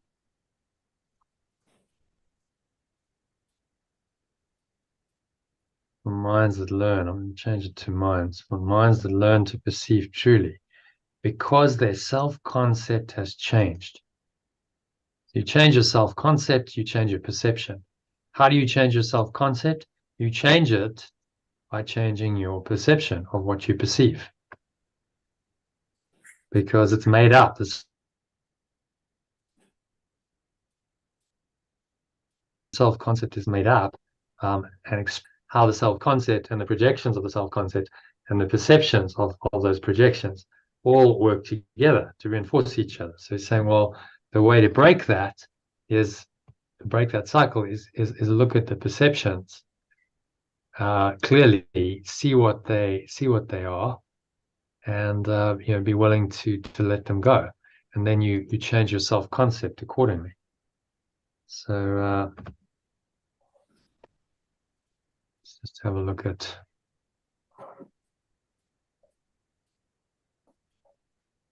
this, the levels of mind. Connor explains it quite well. So we have desire or prayer, the core, and then there's a belief and thought stacked on top of belief and emotion and perception. So at the core here, we've got a self-concept, a separate self in the ego, desire to be a separate self, and a belief system based on that desire to be a separate self, which will tell you that you're a separate self, that you're special, that you're unworthy of love. That projects out, that brings certain sensory stimuli, which form the basis of your perception. And then you perceive it according to that belief system, which is expressed in thoughts and emotion. So that underlies the perception. And so we got caught up in this loop that's all designed by the self-concept to project itself out and then experience itself as real and perpetuate its existence in that way. And when we understand that loop, then we can start to crack it open. We can start to interrupt the ego's pattern by saying, well, let me just change my perception. Because if I change my perception, then emotion and thought and belief and my self-concept must also change. So yes, you're saying, well, the rubber meets the road at this level of perception, which is in your conscious awareness. And this is where the change must start. So that's why forgiveness or letting go focuses on changing your perception, because that will automatically change the emotion that underlies the perception, and it'll change your thoughts that drive that perception, and it'll go into the beliefs. It'll start changing those beliefs, and then ultimately that deconstructs the special self that wants to be a separate self and seeks to maintain that separation. And then you start going into the prayer of the heart, which is to be one. And at that level, there's a fundamental transformation from the desire to be a special, separate self to being one self, the Christ, the true self. And then that starts miraculously to extend out into the dream. Miraculous things start showing up, and you start perceiving them according to your new thought system. A different set of beliefs, thoughts, and emotions then perceive now miraculously. And now this mechanism that was used to enslave you is being used by the Holy Spirit to free you. Because the more that you do this, the more it reinforces that actually this new self is true and the old self is false. Okay, does that make sense? Yeah. So that's how the self-concept is tied into all this. Tied into projection perception, and he's saying no concept of myself will stand against the truth of what I am, which lies at the fundamental level of mind. You go really to the core here. The miracle is recognizing the truth. You know, the prayer is to be one with your true self, one with the spirit, and you recognize your true self at the very core here. Beyond all of the coverings, the layers of defenses that the ego has constructed, lies the true self within you. You know, that's the Holy Grail. That's the inner sanctum, the philosopher's stone, whichever language you want to use. That this is what every path and every initiate is seeking, is to go into that inner sanctum and find themselves, know thyself. And then that transforms the perception. Everything changes, because once you know yourself, you're starting to extend differently. You get different things showing up of a more miraculous nature, and you perceive them then differently from this new thought system. And so you've done a 180-degree turnabout. You're still perceiving, but now the Holy Spirit is directing that perception. And you're in the domain of the miraculous rather than in the domain of, Gary Renard called it suctum, of the ego. The kingdom of suctum, I think he called it. Quite funny. All comes down to letting go of that self-concept. And you do that by changing your perception. That's what he's saying. Learn to perceive truly, because then their self-concept has changed. Because then their self-concept must have changed. You can't change perception without changing self-concept, because the mind is all connected. So you make a change there, it ripples all the way through down to the core belief of who you are. And that's why, forgiveness or letting go is so powerful, because it ripples all the way through the mind down to the very core, which is what I believe I am. And it helps you to change at that level, which then is transformational, because it changes everything else. It changes what is being projected, how it changes what you perceive. It changes how you perceive it, and everything is transformed, and you live in a new world, because your world is just the world of perception, which is based on your beliefs. So that's how you change the world in a moment. And that can happen. When you read accounts of spiritual awakening, where people have a sudden awakening, or satori, as say Eckhart Tolle had, or Byron Katie, it's in a moment their world changes. The entire world is transformed, and they never go back to the old perception. In a moment. So the world can change in an instant, as he says, in a holy instant. Everything can change. All right, 2 more paragraphs. So number 6. Is it Elaine? If you can read that one. Are you invulnerable? I think it's me. Sorry, because I. Is it you? Okay. Yeah. Are you invulnerable? Am I invulnerable? Then the world is harmless in your sight. Then the world is harmless in my sight. Do you forgive? Do I let go? Then is the world forgiving?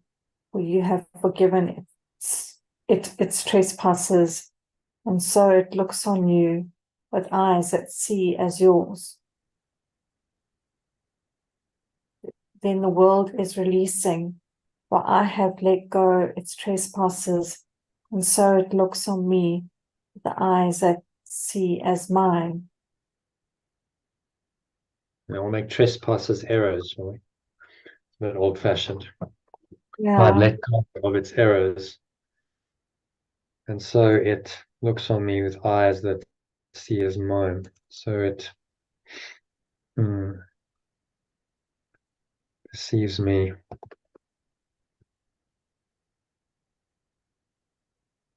Perceives me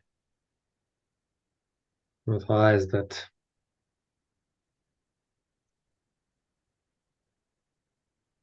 see as mine do.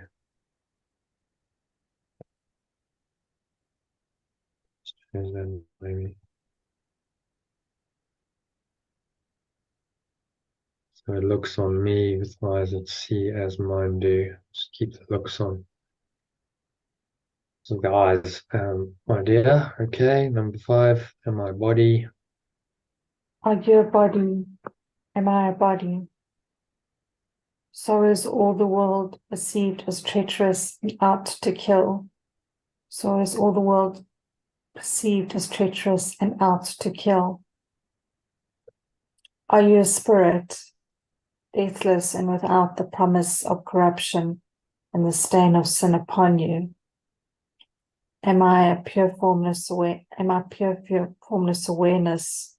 or extension of pure formless awareness, deathless and without the promise of corruption and the stain of sin upon me, or the stain of error upon me? Yeah, just So the pause it will- there. Just pause. Okay. I'm just catching up. See, the whole world is treacherous and intent to kill. Am I a spirit? Am I pure formless awareness? Deathless and we say immortal. Yeah, immortal and without the promise of corruption and the stain of sin upon me. Without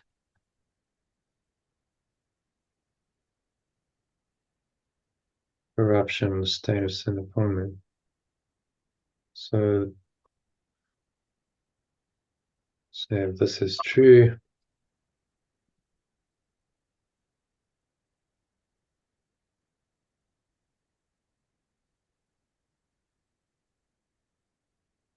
this is true, then I must perceive the world as stable. Yeah, so the world is seen as stable, fully worthy of your trust, a happy place to rest in for a while, where nothing need to be feared or need feared, but only loved. If this is true, then I must perceive world as stable, or a world as stable, fully worthy of my trust, and a happy place to rest in for a while, where I need fear nothing, only loved. Only need fear nothing.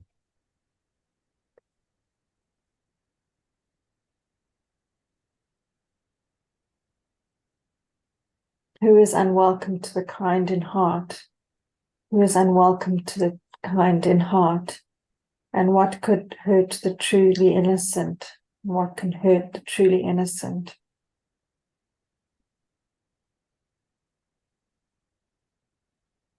Okay, so read it from the top in the alternative. Am I invulnerable? Then the world is harmless in my perception. Do I let go? Then the world is releasing. I have let go of its errors, and so it looks on me with eyes that see as mine do. Am I a body? If this is true, then I must perceive the whole world as treacherous and intent to kill. Am I pure formless awareness, mortal, and without corruption and the stain of sin upon me? If this is true, then I must perceive world as stable, fully worthy of my trust, and a happy place to rest in, while where I need fear nothing, but only love. Who is unwelcome to the kind in heart? And what could hurt the truly innocent? Okay, so what's he saying in this one?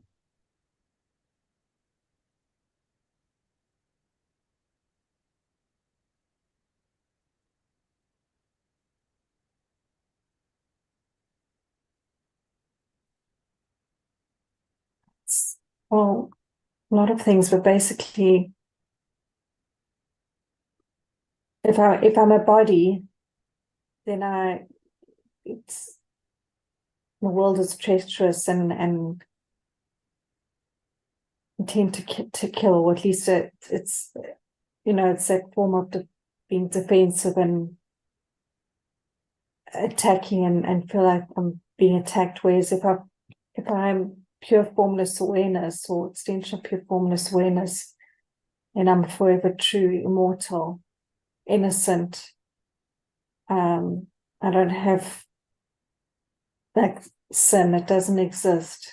So if I believe this, then the world is stable, happy place to rest. I don't need to fear anything. And everyone is welcome. Yeah. There's nothing to hurt me or any extension. We're all innocent. We're free. No fear. Amazing to think that that's available. Yeah. If we choose. It's if Up we to let us go. to That's see that.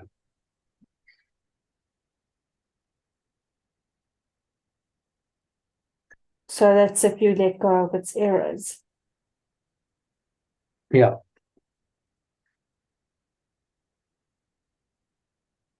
If I can overlook all this, I can let go.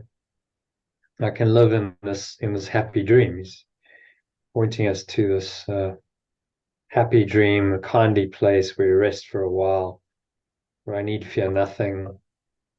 Because you realize, there's nothing to fear here. It's all illusion. So I only need to love. I live in a happy, flowing, abundant state. And when my time is done, then I gratefully leave and I go home to spirit, to back home to heaven, pure formless awareness of perfect love. And that's a life well lived.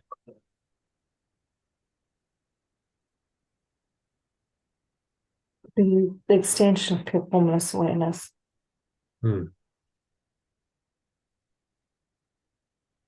Yeah. So we the struggle we have is just to let go of our misperceptions of the world based on a self-concept that we're a body. If I believe this, then I must perceive the whole world as treacherous and intent to kill.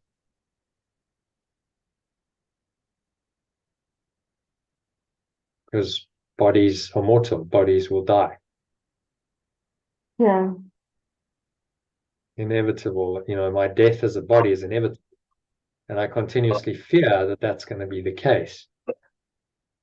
And you see as people move, into the ego, Elaine, you're having some experience with your friend. She's really getting ego identified, and so she's focusing on her body, and then inevitably she's thinking about her death. Well, I just want to go somewhere to die, and because the ego is a death wish, and then those thoughts start to be all consuming. And of course, the more you think about death, the more likely you are to go there. Whereas there's another way, so you can just let that all go and recognize that whole thought system is just false. You don't have to believe it at all, irrespective. The body, every body will eventually die. That doesn't matter, because remember, the death of the body is happening in a dream. It's an illusion. So the body, death of the body, and the ego's judgment seems to prove that the body's real and death is real, but it's just a construct designed to prove what is false is true. So you can overlook it. You must overlook it. Realize that it's just another false proof the ego's invented to try and deny the eternal, immortal spirit that you truly are, the pure formless awareness of perfect love, as we term it, and deny that and try and convince you that you're a body, a little self doomed to suffer and die, which is all it's ever trying to do. Okay? Happy with that one? Okay, so last paragraph, Elaine, if you can do the honors, it's a very short one. Your will be done, your holy child of God. My will be done. I, innocent child of the source. It does not matter if you think you are in. Just pause it there. Let me just fix that. So my awareness is complete as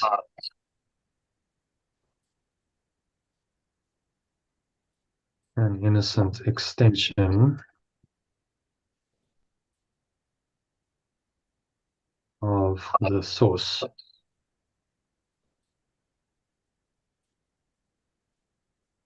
Okay, number 2. It does not matter if you think you are in earth or heaven. It does not matter if you think I am in earth or in the state of pure formless awareness. What your Father wills of you can never change. What my source wills of me can never change.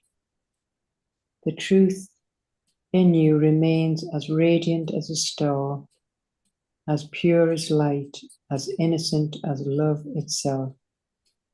The truth in me remains as radiant as a star, as pure formless awareness. as innocent as love itself.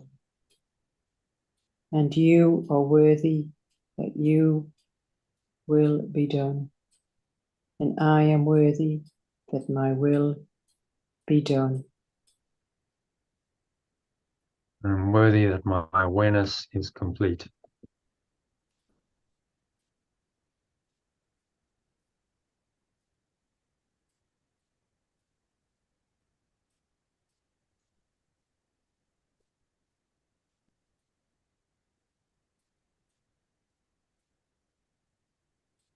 Okay, so read it in the alternative on the top.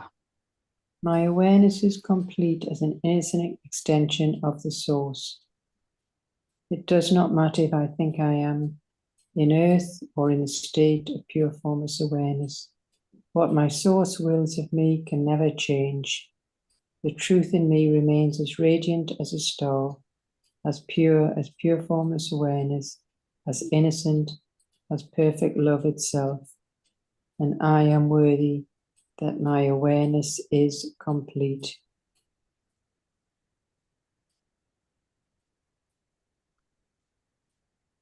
Yeah. So what's he saying in that one? Well, just in this awareness, that it's pure, shining, radiant. Where else would we want to be?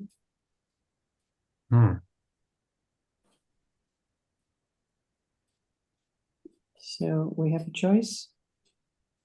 And it's there, it's never going to change. It's permanent.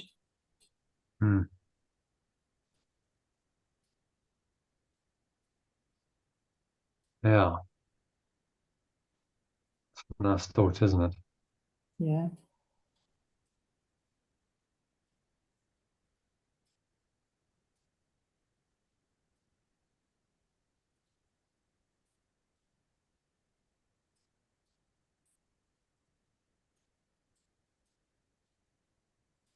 A nice thought.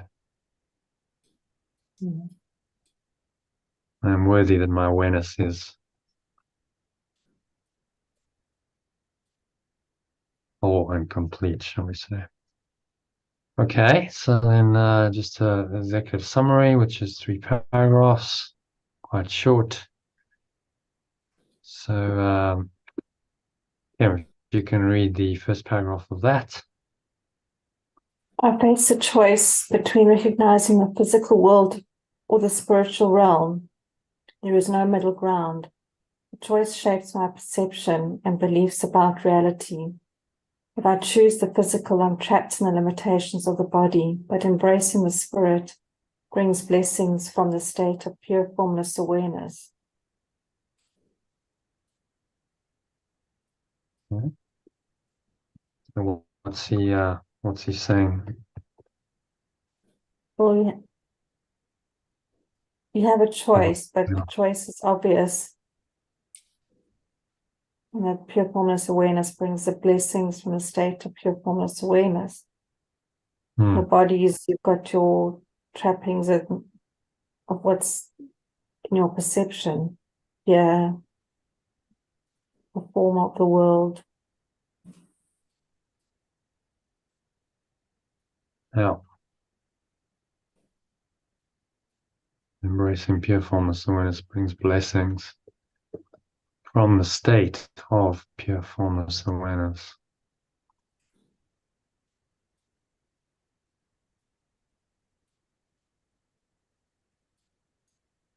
So we're blessed instead of limited by the body and all of its perceptual limitations.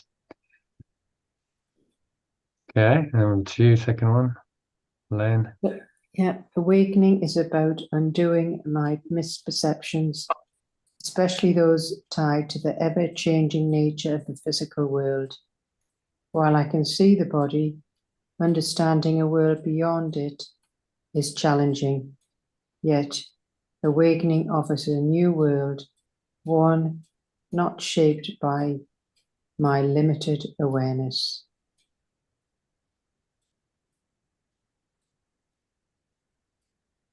knowing the reality beyond it is challenging.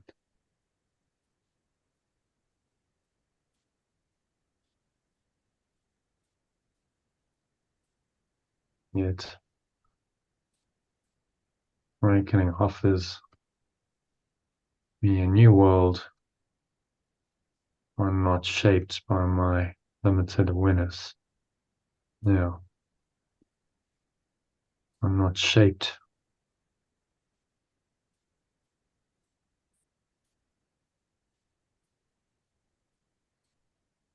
and perceived by my limited awareness. I'm not,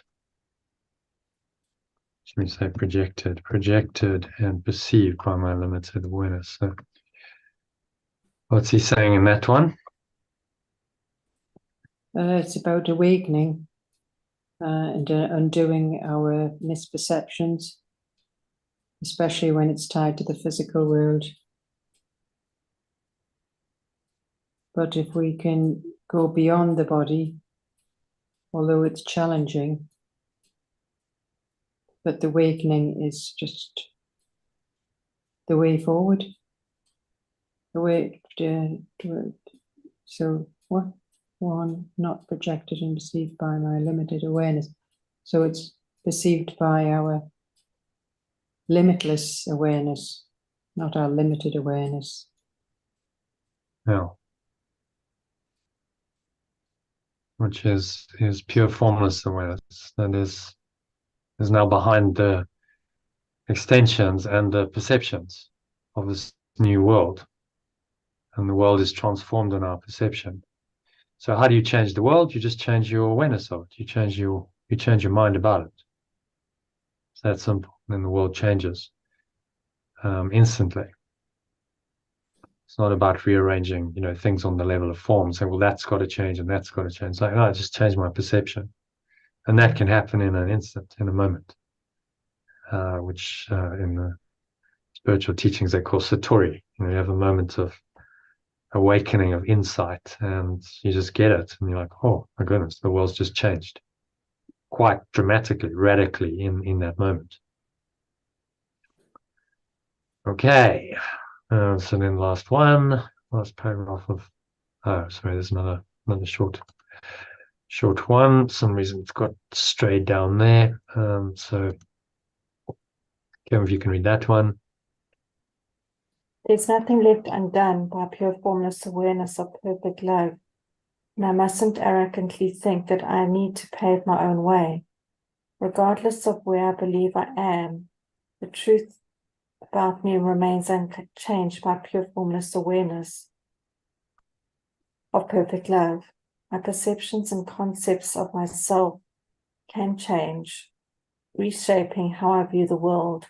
I see myself as invulnerable, the world seems harmless. If I let go, the world becomes forgiving. My beliefs about myself, whether tied to the physical,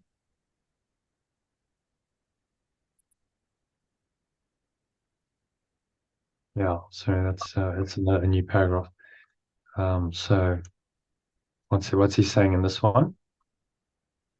that you don't, if you're arrogant, if you think you have to make your way, but just accept what you already are. Yeah.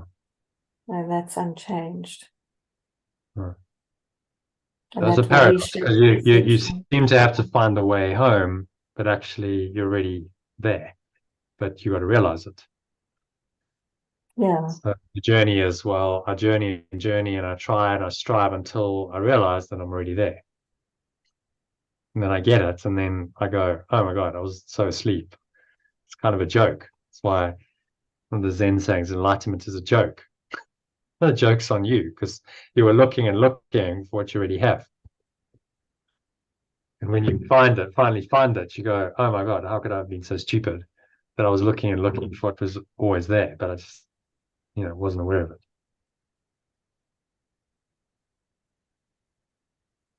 it. Sometimes we have to, you go on the journey and you seek and you go through these phases, and then, eventually you realize, but it's there, it's given. I don't have to do anything. just have to accept it as it is. Thank God for that.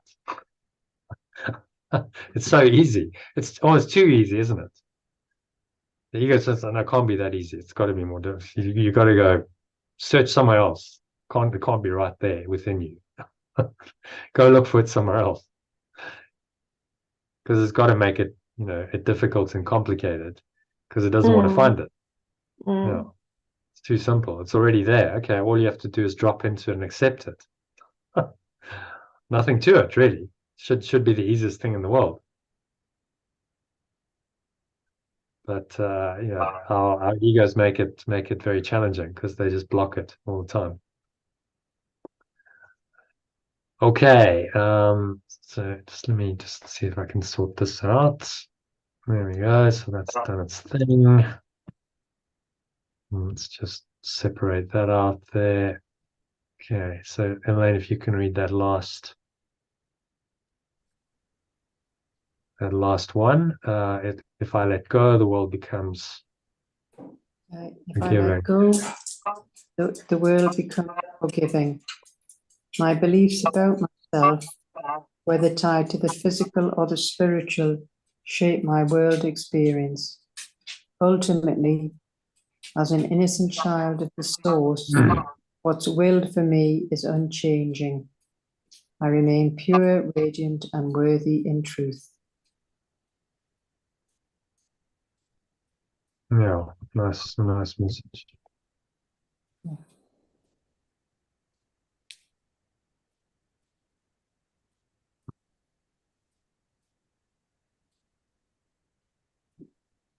It's an extension, innocent extension of source.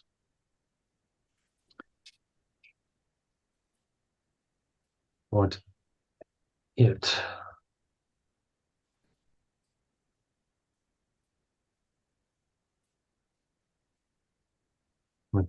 is aware of for me is unchanging. So it's in this awareness that is for me. It's unchanging and unchangeable awareness that's always there as potential state, but I have to accept it in order to make it actual in my experience.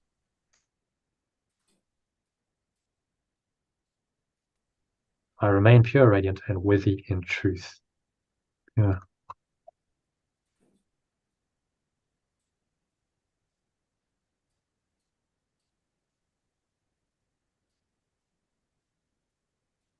The original complete, whole and complete. Pure, radiant.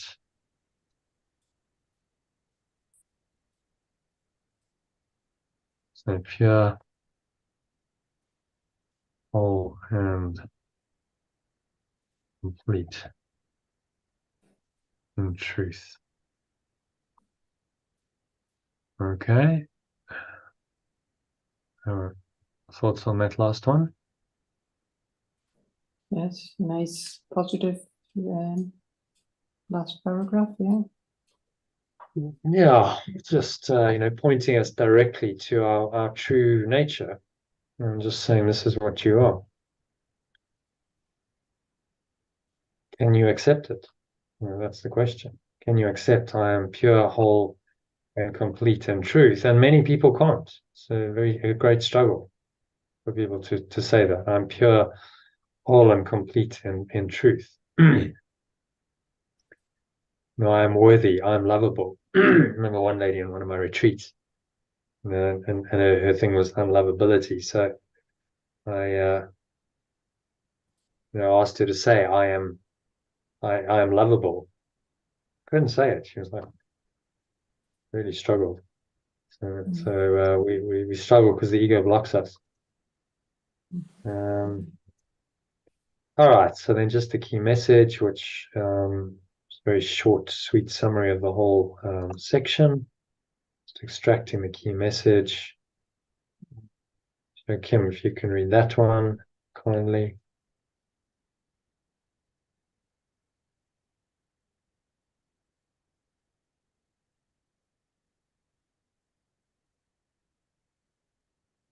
Bill, are you there?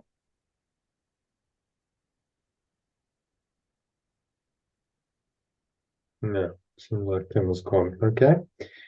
So if you want to read that, Elaine. I choose between the physical and the spiritual, and a choice which shapes my perceptions and reality. Awakening offers a new view beyond my limited awareness. My beliefs about myself influence my worldly experience. As a child of the source, I remain pure and worthy in truth.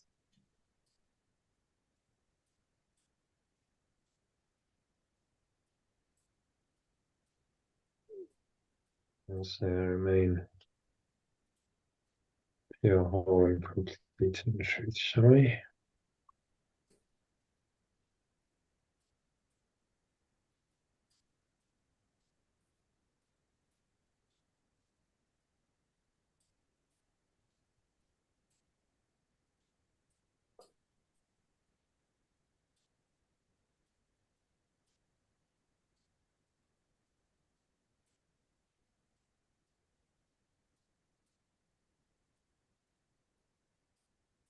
All right. So, any other final thoughts on this? What's your overall summary of it? What's the key message and what he's saying in this for you?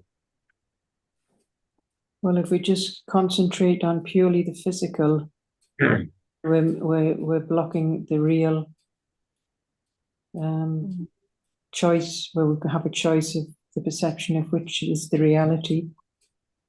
So awakening offers this new reality beyond all this limited awareness that's in the physical. So our beliefs shape our world experience.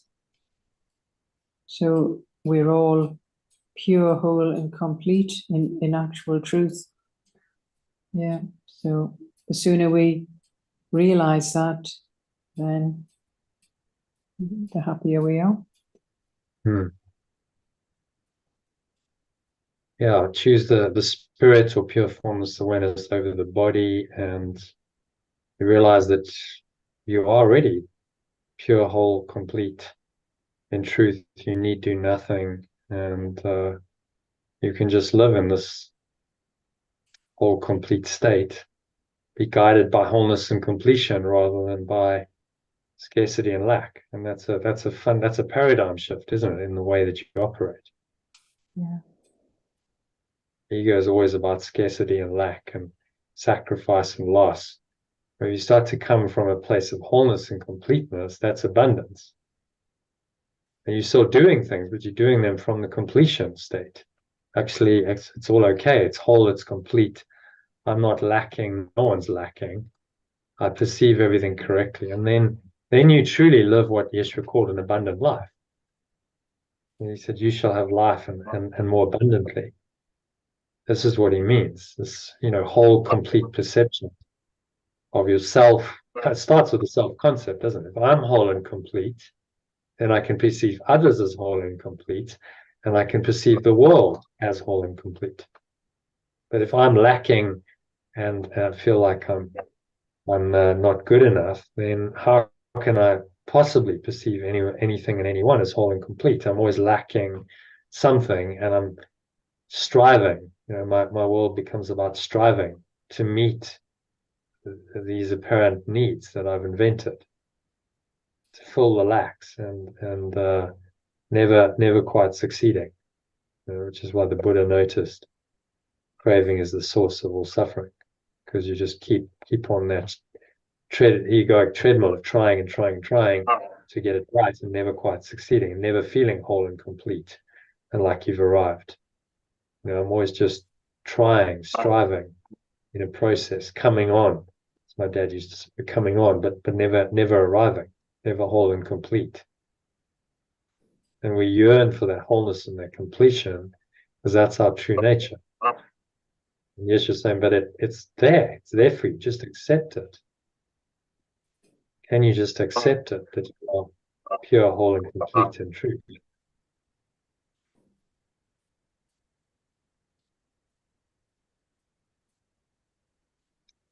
Okay, so all good. Any other thoughts, comments, or questions? Kim, are you with us again or gone away? Yeah. Yeah. Yeah. Any final thoughts? No. Okay, so shall we leave it there then? Yeah. I think everyone's probably a bit too tired for another meditation, so Mm. let's leave it there. And just looking ahead to tomorrow, Elaine. I think if we can take a break as discussed, and then just Yes, join again. yes. Thank Okay, you. gives me a day to. Yeah, I've got to of get course. this done if it's going to happen this year, so it gives me a day to just focus on getting this document out, and Yeah. we'll join again on Sunday evening Sunday? at Yeah.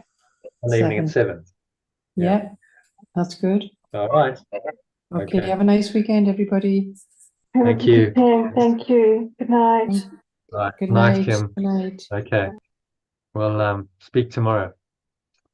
Kim, I was talking Bye. to. Thanks, Namaste. Elaine. Bye. All right. Namaste. Bye. So,